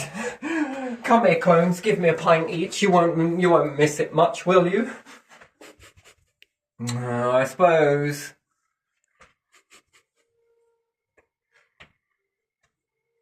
I need a donor. I mean, it defeats the object of needing one, to be honest, but still, you know, But eat you. Oh, how about we just destroy you? No. And then we just recreate you. More knowledge. Go on, what do you reckon? Because that knowledge is going to expand, especially if there are different clones in different areas, you know. And if you could work on this... How far does that field go? Is there a signal? Does it beat the speed of light? Does it travel through the ether, or... Real-time data, huh? And again, AI is one version of it. You would still need AI, but if you started to make atomic equipment, I mean, how small? Well, if we've already got the chips in, you might as well add that little spinny disc in there. And now I need a splice. I need a splice of this atom. Why? Because I've got like 40 terries, so I need to convert this atom into 40 splices. Can we please? The AI is going to read that and send the signal back this way, which again is another artificial way of doing it, isn't it? Which way does it rotate? This way, this way, this way, this way. It's like the old version of the fucking telephone. Yeah. Was it rotating? Oh, they're seeing that. Oh my days, you didn't, did you? Oh, yeah, oh, that's interesting. One would need to be slave and master. When you're in slave mode, you're listening to what they're sending you a signal. Yeah. Okay, alright, now spin it back. You're a fucking twat. You're also very clever as well, but you're doing this and make it rotate these ways, and then it sends no matter where you are in real time, get the message. Sorry, mobile phones, but ta-ta. Internal mobile phone, now that would be interesting. Look, do you want to be my girlfriend, do you? I do. Would you like to share an atom with me? It's brutal, right? And remember, I see you. Yes, but I also see you. That makes me feel a little funny. Yeah, that's because of back in history, they used to have ICU, which was intensive care unit. Yeah. That's where you're getting that. Thanks for that. That would be interesting, wouldn't it? And then what? Does everyone share? 9 billion. Do you reckon we could clone it that many times? One atom, 9 billion? So then we've got the common thread of everyone's jargon and noise. Breakthroughs coming now. You wouldn't even need to do shite, would you? And then if you ever found life forms on a planet, would you go down and fucking, I don't know, just insert some of these? Or would you teach the body how to make them? Which would look defective, but if you're born on it, you're born on the planet and you're born in the body, and there's this thing we call defective, and then we've given it a whole meaning behind it. What if it was something more than that? And again, it's very small. Good luck finding that. Gods, is that one of your protocols, is it? Do you use something along these lines? And there again, can it be tracked? Is there a signal to that? If it is, then there's a lot of signals going on in the universe then, isn't it? From the atomic level. Is there anything smaller than the atom? Yeah, that's what's inside. Is there anything smaller than that? Is there anything smaller than that? Is there anything smaller than that? What's more, when you're able to discover it and then you're able to see it, then you can get AI to understand it, which then AI, it might work at the speed of light and require energy, which if you could harness the energy from a brain, and you can just siphon in a little bit just to power your AI, I mean, that's going to stay with you for a long time anyway. And get it to read these things and rotate them, and can you stick something on it? Can you split it in half? What happens when you split it in half? Does it act the exact same? Regardless of the distance, it's not like working on an invisible signal here, it just knows. Yeah. And that knowing seems to extend beyond anything that we understand. Because it's interesting, that, isn't it? That it knows that one's rotated, and they begin to rotate it. And then the other one rotates. Slave and master. Right, which one's rotating? Well, let's rotate this one. Okay, this one just did it. Okay, now I'm going to rotate you from here. Okay, this one just did it. All right, this is like remote control humans. Would you ever? Remote control animal, anyone? And this is true. I think that back in history that they've played around with this, being able to remote control rats, rodents. It's an interesting thing, isn't it? That technology was quite big. Now, whether true or not, who knows? And whether it's propaganda, misinformation, or anything else, because look how great we are. See what we're doing? I actually believe some of this stuff, by the way.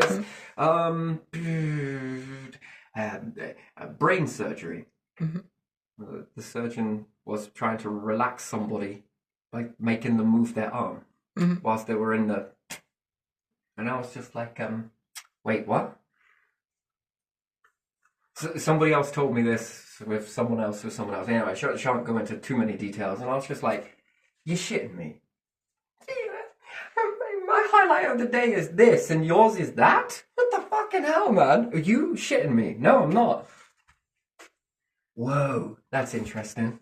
So you mean to tell me that we could play remote control humans? You're sick. I'm sick. I'm not sick. I'm just asking a very good question here. And then there was this research done on rodents and other things like that. And I was like, yeah. Now let's put that into a snake. We could get him to bite anybody.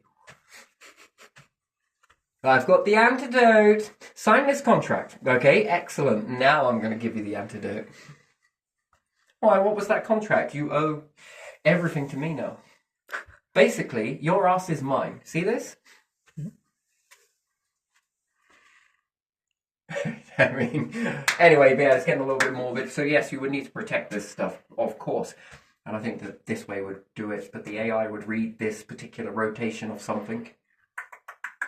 And then, if the AI is the bridge between the human mind, most people ask, what is the most strangest thing? The universe is so strange. No, your brains are. Isn't your brain the most... Brains in general, let's talk about animals and everything else, that is the most interesting thing ever, isn't it? Don't you think? You, walking around on the fucking planet, defying gravity and all sorts, and you're looking outside for what the most strangest thing is. You. Yeah. Life. That is really strange, isn't it? So yeah, cloning plants. One for the air, one for me. I'm eating this one, okay? And all the seeds that come off of it. And then do you wonder where all of that guilt comes from? You know, I have had some conversations with some people. Some people are vegetarian, some are meat eaters all the way, and some are vegan. I don't think it was called vegan back then. They just had a preference. It wasn't really identified in society with this label. It was just, they just did this and this. It was more natural, sort of based. And yeah, the conversations get quite deep as to why. I mean, in this, it was like if you had sensitivity to, is it xenophobia with one another? Because we were all of those things to each other. Is it xenophobic? What is? Where you sort of like identify one another because one was vegan, one was vegetarian, one was meat eater. There was somebody else that ate something else really strange, but anyway, and minimalistic eating. We all comfortably, controlledly ridiculed one another for it. You know, because if not, it started getting to a point where it become a duel, which then created division. But if we incorporated that there was a moment for that and a moment for this, that we could, you know, go to this particular sit here, round here on these couches, and we can fire whatever we want to fire at one another for the next hour. As to, you know, try and really sort that out, because usually it goes underneath the surface, right? They're all thinking it about one another, and me as well. I like to trigger the guilt response though, because that's what it fundamentally what came down to, was certain people wouldn't eat it because of they're eating an animal, and it was cruel, and it was, and basically that when you strip it all away, that it was guilt. All of this was guilt. Yeah. So they opted for a different food, and the others were a little bit more leaning into that about the chicken, eggs, and different things like that, and certain things, fish and stuff. And how could you say this, this, and this? And I identify as an adaptive eater. Shanae, if it's on a plate, mate, and it smells good, I might put that down the hatch, wouldn't you? Yeah. I'm going to back off of some of this a little bit. Not everything would I eat, but still, within reason, I would be an adaptive eater. It depends on the environment. What the environment favoured most. Wouldn't you? Yeah. Yeah, I noticed this in certain countries as well, that there was locusts were going everywhere. Mm-hmm. And you would think that people would be panicking about them eating the crops, but they're just eating the crops, and then people went and started picking up all these locusts and started putting them in the bag. They were like, shit, hey mate, dinner's moving. Some of them had these in freezers for a long time. I have no idea how they cook all of those, but it was fascinating to see that, whereas everyone think there would be massive panic from the locust plague that was eating the crops. Hmm. But in actual fact, they had just gave you a proteiny, vegetarian-y sort of little bit of all diet. Hmm. A little bit of eggy and a little bit of spermy and a little bit of all in one, pretty much, wasn't it? Like, and they'd noshed on your crop. And why are you noshing on them? Well, you know, what goes around comes around, I suppose. Yeah, but this was interesting. They had no guilt about that. And it also shut down a lot of the fear response of that damaged the crop, because you know how people can sort of, you know, it wasn't exactly a drought or anything, where it is truly lost. Could you imagine that? What would you do in a not a drought, but in a flood? Oh no, it's damaging the crops. Yeah, I know. What are you doing? No, I'm fishing, mate. Are you mad? Oh, you know, fucking hell, your crops are ruined. I better start feeding myself. Oh, got one. Anyway, it sounds weird, but you know, you might as well. It can make a benefit of a bad situation. But yeah, when you get together and you strip it all away, it's all about guilt in this particular situation. And most people agreed in the group that the person that was eating all of this nature and stuff like that, which again, it opened up something to me as well. I was thinking about it in real time that, yeah, but aren't you eating tree babies though? Lightning strike. Ooh. It was almost like nature was not anything sacred. And then, could you imagine if I was a pagan? Is it pagan that would carve the trees back in the day? Probably. The sacredness for plants. That's why I eat meat. I see. You know, that's been waiting to happen for most of the day. Sounds worse than it was. But anyway, but yeah, if you had pagans in this situation, wouldn't they then get offended by the fact that you're eating? What else is going to happen? It's a belief system, really, isn't it? And then it's all about guilt switching. And then some people are looking and they're like, yeah. And then the meat eaters were like, see? It just proves something, you know, like it's just, whoa. But yeah, no, then you come to the common conclusion that it's acceptable to be very different because it helps the environment that you're eating meat. But if we were all eating meat in this situation, we would overeat meat and we would eat till we were extinct. Yeah. And if you, with your fucking meat-eating ways, came over and became vegan, I mean, fucking hell, man, we would have a shortage of seeds. And if this one came over and did this, this, and this, well, we'd have a shortage of that. But the meat eater didn't prefer the fish, which was fascinating because this person did. They also weren't keen on eggs, but would have a few with a couple of good bangers. Right, so I was like, okay, I see a logic. kind of. So yeah, it was very much this actually helps to benefit the planet until something else comes about. But it's also good to look at these situations in a way that if we were sitting there fighting with one another, I think the best thing to do is to come together and think, how could we solve this problem that makes everybody get something? And how could you do that? And I guess it goes back in your generations of cloning, really, wouldn't it? Because if you can have the plant to grow and do what it wants to do naturally, another clone of the exact same plant to do this and eat and take from the berries and different things like that, with a few scattered around, this one is going to, by default, is going to explode in berries and growth, which then you can take from this one without over foraging from that. Plus you're getting a constant supply of this one. And again, if you were to do this with animals, they could live in this habitat. If you could create your own universe solar system, how would it be? That's a question, isn't it? Really, your Earth is standardized. Your human body, standardized. Everything, your beliefs, everything standardized. Everything is all on a standard level, okay? And what do you get with this standard? Well, you get yin and you get yang, and you also get a little bit of the middle ground. Sometimes the seasons are good to you and it promotes a lot of food growth here. Sometimes it is brutal to you in one sense of the word and it overfloods it. And sometimes it is brutal where it over dries it out. That's standard and that's what you get. The swinging from the between. And you can look at that and complain about it, the weather this, fuck God, this, that and the other and everything else. Or you can look at that and think, what happens if I become a god? If we all had this mindset, it's an interesting mindset to take. Well, then you would have to do God's work, which is what? Walk through a church? No. Write it down. Perhaps all of these things necessary, don't get me wrong, but what would you do if you were doing truly God's work?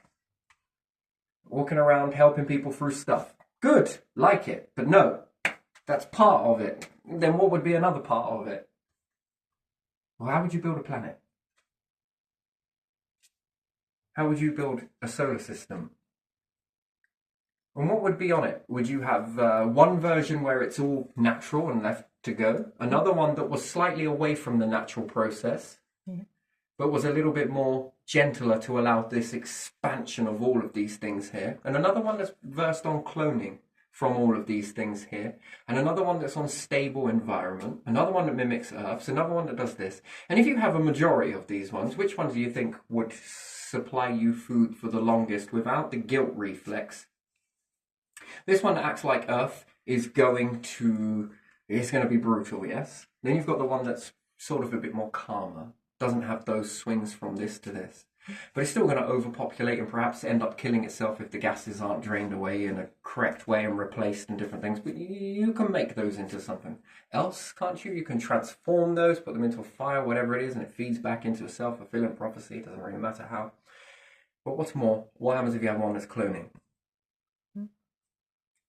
I mean, you've got multiple best of both worlds. If you are relying on Earth, which would be this one here that swings from one to the other, and a lot of good medium ranges, every time that biome collapses because of an event that was unpredictable, you would have died with it. But this one, because you decided to do God's work, if you want to call it that, spiritualism, ancestral, label it what you want. It doesn't really matter terribly much, but we understand very much indoctrinated or otherwise or believed, and people love to believe in this stuff, and it's wonderful. If you don't, that is also wonderful. If you're on the fence, great, that is also wonderful, because just like the person that eats the meat, just like the person that, you know, is vegetarian, just like the person is vegan, just like people love to eat worms, doesn't really matter, they all play their role. But yeah, if you have these different biomes, which one supports you more? Which one's doing God's work? Oh, interesting. Because if you want to become a god, you have to step back. You have to step back from that, and then you have to say, how can we make this?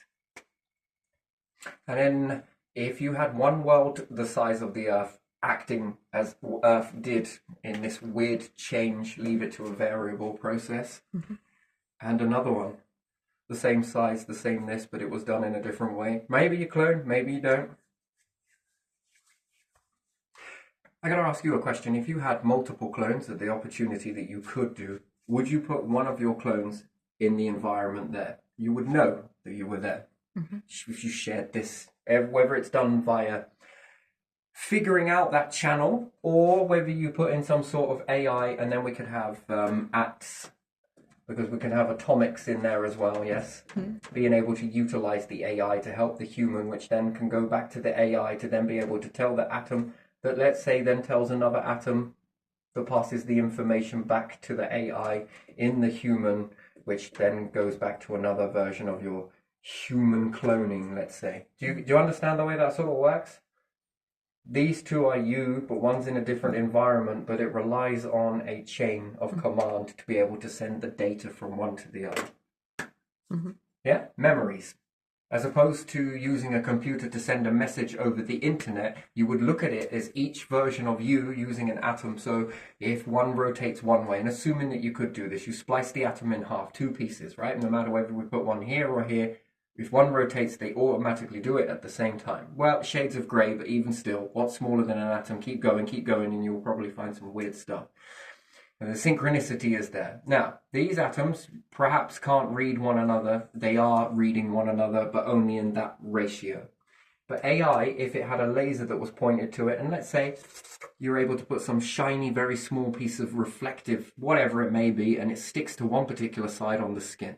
Every time it rotates one way or another way or a different way, a laser hits it and is able to read it. One rotation tells you this. So rather than sending a message from one of your clones to another, at the speed of thought, actually it would be faster. It's not the speed of light, it would actually be faster. The speed of now. As soon as it's experiencing something, it's running through this clone, it's telling it into data, and it is telling this human in real time. Pictures. You want to send a picture online? You want to send a voice memo? You want to send text? You want to send a link? It's all done via you send done dush. But you're sending it to another person, yes? But what happens if you're able to do that with your other clone? Okay, that's a good thing, but depending on how far away your other clone is, that could take 5 hours, 10 hours, 50 hours, 80 light years away, and so forth and so on. That's too long. But if you could do it this way, where it's in the time of now, each rotation is read, and rather than sending it to another person, you're sending it to you internally. When you send this information, whether it's a picture, voice memo from one to the other, if you put two in, and you had two clones, splices, so you had an atom that was spliced into two, and then you had another one. One slave, and it becomes master. The other one is master, this one becomes slave. So at the same time, you can send data.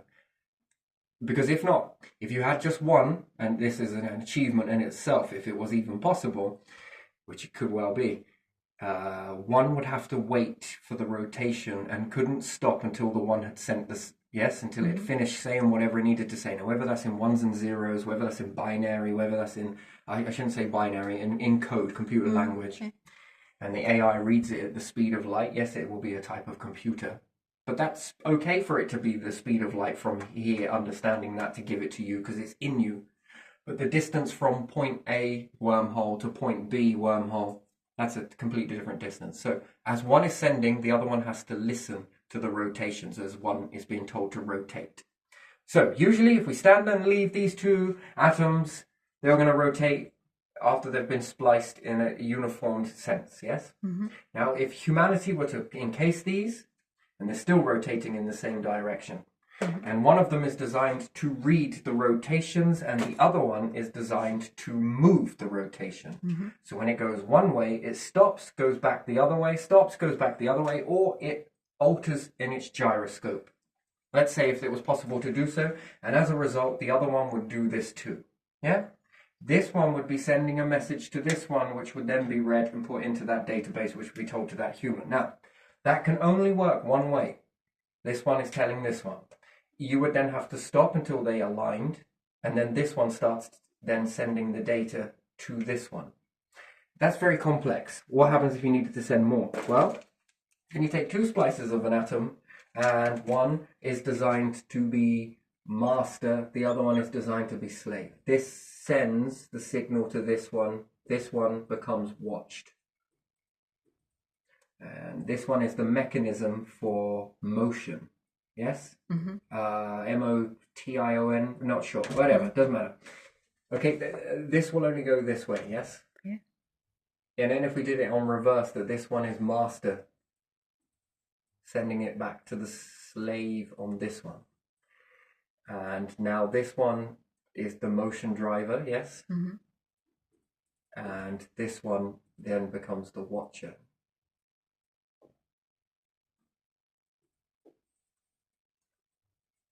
No speed of light needs to be got through, but both of these are then connected to the AI.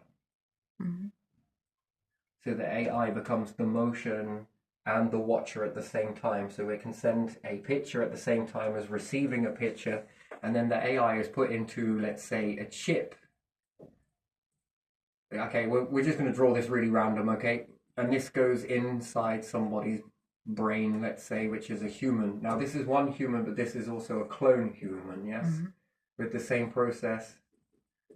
And this one then goes into AI. AI is inside the chip as well. So it's built in AI chip, let's say, that's able to understand the mind and send the signal. Also, this is shrunk down and put into it too, to be able to read the slave and master. It's very small stuff, by the way. And this is clone 1, clone 2. At the speed of light, depending on how far away these were, in order for them to send a signal from one to the other would take too long. Mhm. Let's say that they're in another star system and it was 80 light years. It's going to take 80 light years at the speed of light, travels in a year, 80 of them for, hi, how are you, to reach this one. By that time, there's probably been a death. This way works in the now motion, now. Mhm. As soon as you rotate it, no signal to be sent, this other one will be automatically doing it at the same time as giving a constant feedback loop from one to the other. If you wanted to extend it, there could be a humanity version. Again, one that's motion slave, and it runs to a database. The central core, if you want to call it that. Mhm. And this one also, the more splices you have, and again, you might need multiple ones because it will diminish, but the central hub, the mothership, if you want to call it that, could have many of these splices in it, sending all of these signals to many other people at the same time, as well as having their personal loop. Something else is really great with this, you can't intercept the signal. Mhm. Okay. The only way you could intercept the signal is by taking a splice off that. So you need a splice on a splice on a splice. And again, that would be able to watch. No one would be able to intercept that unless they already had a piece of it to be able to eavesdrop. I mean, it becomes very complex unless the AI was hacked. Again, you can hack it that way, I'm pretty sure, but I don't know, I think it'd be very complex, and if AI was learned to evolve in this capability, it would understand this and be able to shut it out very quickly. It's just the thought of will. That's an incredible amount of databases, and many databases these can have. All works on the chip and a rotation process. Now that is if that can happen, and then let's say if anything is smaller and smaller and smaller. Hey, there has been far more stranger things occur. So, yeah, it is what it is. So, take it as twins. That is a splice. Identical as opposed to non-identical. But yeah, can you imagine sending that data? And then what's more, being able to clone. Because when you begin to get into that ratio, I think the thoughts of space become incredible. And then you can really expand out, get into many different places. And when you all come together, which cloning is separating, which we could then say, it's like you are a piece of iron and you are breaking backwards. But again, it doesn't work that way. So you'd have to create a new periodic table to be able to understand it. But we understand it in two hydrogens slammed together makes helium. Well, two lots of intelligence slammed together of identical structure will condense the information. Should do. So at times when it all needs to come together, there will be variables of 4. Then there could be 1,000. Each person has 1,000 versions of itself. This then creates a parallel universe inside the universe. Most of the talk about parallel universes probably because of this sort of stuff, but it would be very complex, and then we would upgrade heaven a little bit more then, wouldn't we, to its capability, if, and assuming if. What happens when you die? That's an interesting question. Everybody wants to know what happens when you die. Better question is, what happens if you don't die? What could you do? What could you learn? What could you discover? What could you be if you didn't die? As opposed to asking, after a situation is going to happen, which then leads you into a false sense of security, that you are then relying on death to save you, which is fascinating, as opposed to relying on your species yourself to save you from death. That's interesting. Anyway, it gets complex, because once you get to this stage, do you ever think that anything would ever walk among you to teach you how to bring back your past? Would you ever think that? But it's going to get very interesting, because what do we do when we reach hermaphrodites? And that's if you want to. I mean, that's an interesting thing. That's interesting. And how much more could you learn? How many more journeys could you go? And then it's about making hydrogen as opposed to using what's already there. Making hydrogen to create more of it. It would be like cloning hydrogen. Fusion engines. Imagine cloning what goes into it. What's the outcome? That's cloning, that's one way of doing it, but what about creating it? And then you would ask, is there enough space? Jesus Christ, have you ever looked around at this fucking place? If you add more, I'm pretty sure you create more of what there is. Interesting. It's like a balloon that's got eternity wrapped around it. You just shrink expand the teardrop. If you diminish it and remove it, I don't know, you start removing iron, make it disappear into somewhere else, an alternate universe, it will appear.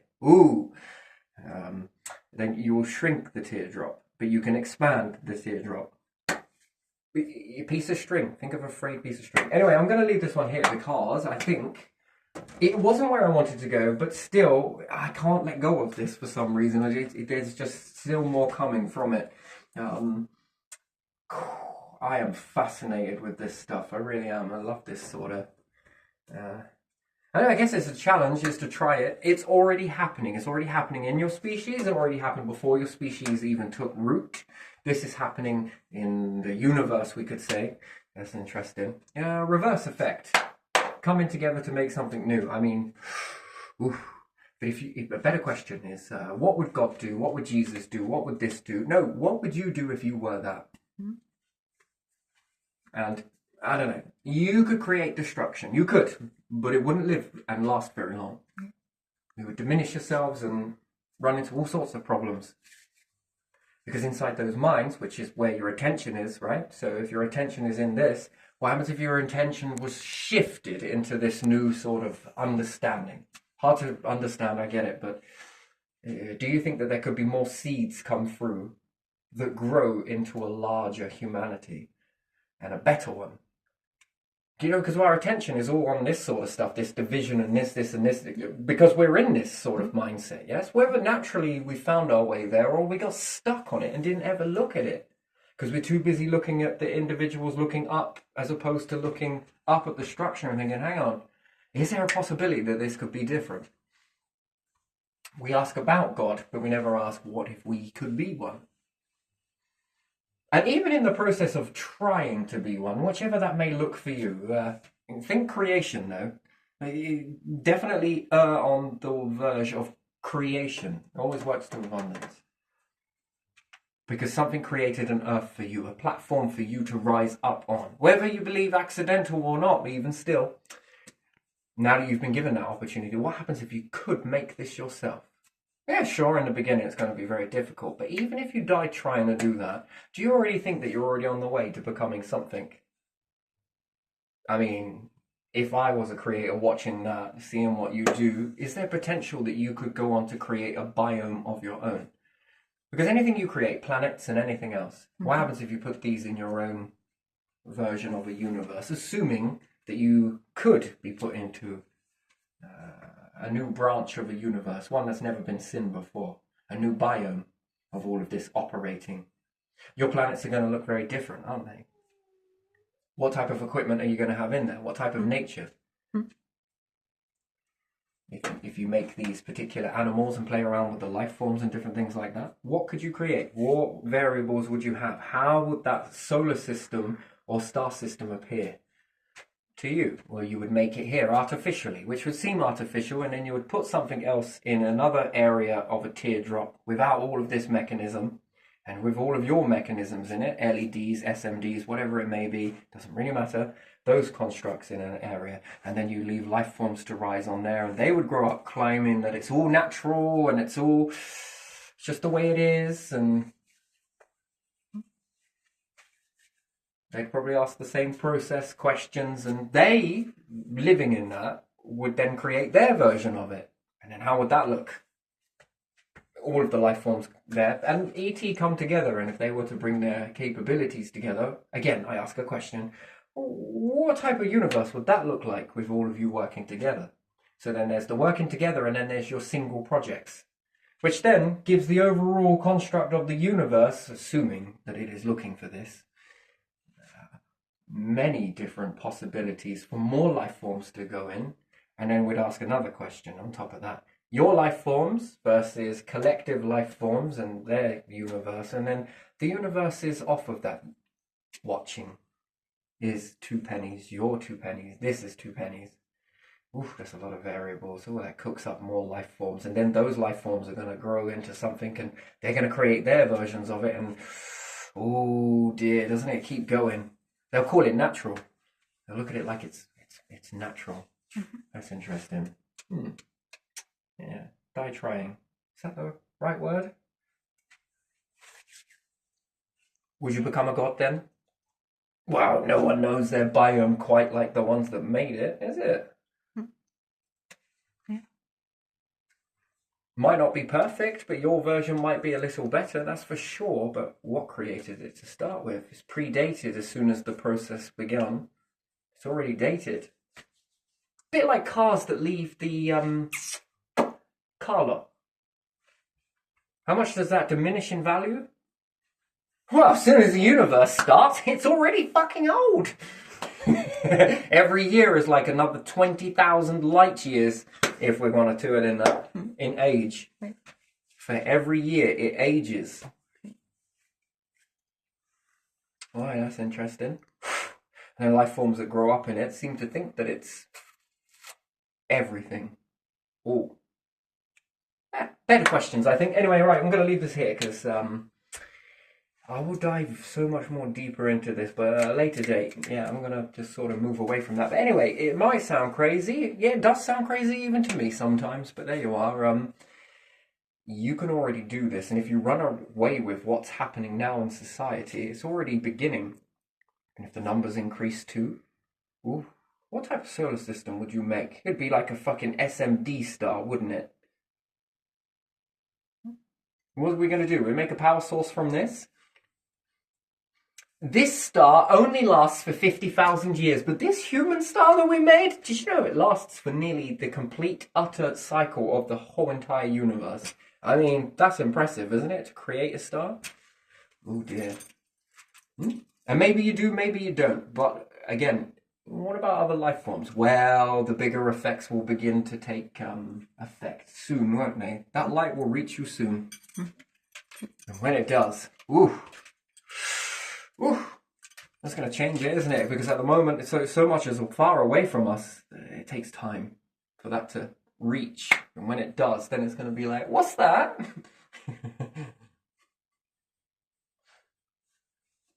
Who knows? Those variables I'd be paying attention to. But again, by the time you see it, how long has it already been in production? And then how far has the journeying process gone? And again, to even be able to track that information, by the time, we often look at it as light on stars, yeah? By the time you leave to certain stars, they ended a long time ago. You just didn't get the news yet. You just didn't get a message. What happens if you saw a strangeness in the sky and then traveled towards it? By the time you got there, the things that you saw evolving, and the faster you go towards it, and assuming that you could speed through all the information that was coming at the speed of light, which basically means invisibility, but the faster you travel towards that, the more information comes. So it's like a flick book. At the moment, you're seeing it at the speed of light, which seems very fast, yes? What happens if you travel towards it at just close enough to the speed of light? How quick will that star begin to transform because you're flying into the layers of that? I don't know. Anyway, to try and look at it like a piece of string, but sometimes it's very difficult to do so. But that's how quick it would be evolving, right? Sure as shit it would be evolving. And if you were traveling towards it at the speed of light, you're going to see the explosion quicker, right? Yeah. The end of it. But what about life forms? By the time you even see their effects, by the time you make it to them and you'll assess and think, right, they work like this and they do that, it's already dated. By how many millennia? Because that info that starts getting to you is already predated by the distance effect. By the time that reached you, they were in their primal, primitive states. Mm-hmm. By the time you actually reach them, they've evolved. So have you. That's interesting, isn't it? Did you often think that there's safety in that? Safety? In what though? How do you mean safety? In traveling towards? Well, it's not traveling towards, but it. You would have to understand. You would have to learn that in a very quick ratio, and to travel to them even faster means that you would have an overload of information that the brains probably wouldn't be able to process that much coming in. It would be a lot of data coming in very fast because you're traveling towards them. And assuming they started traveling towards you at the same time, they're so overwhelmed with all of this data, no one knows where they stand. Mm-hmm. The last thing you're going to be wanting to do is have a battle. It would be a standoff situation. Do you ever notice the way things are positioned in such a way in order to cause this effect? To stop you from destroying one another, to then make you sit down and think, wait, what? Interesting. Do you think it's by design? Is it the design or is it the... I think that was on yesterday's video where I did the D design and something else, but I might have done it for extinction and something else here. Design, I don't know if it was, but still, do you think it's by design? Yeah. It's clever, isn't it? That's a lot of intelligence, isn't it? Like all around us. It's interesting. Anyway, right, let's leave it there because I am busting for a bit.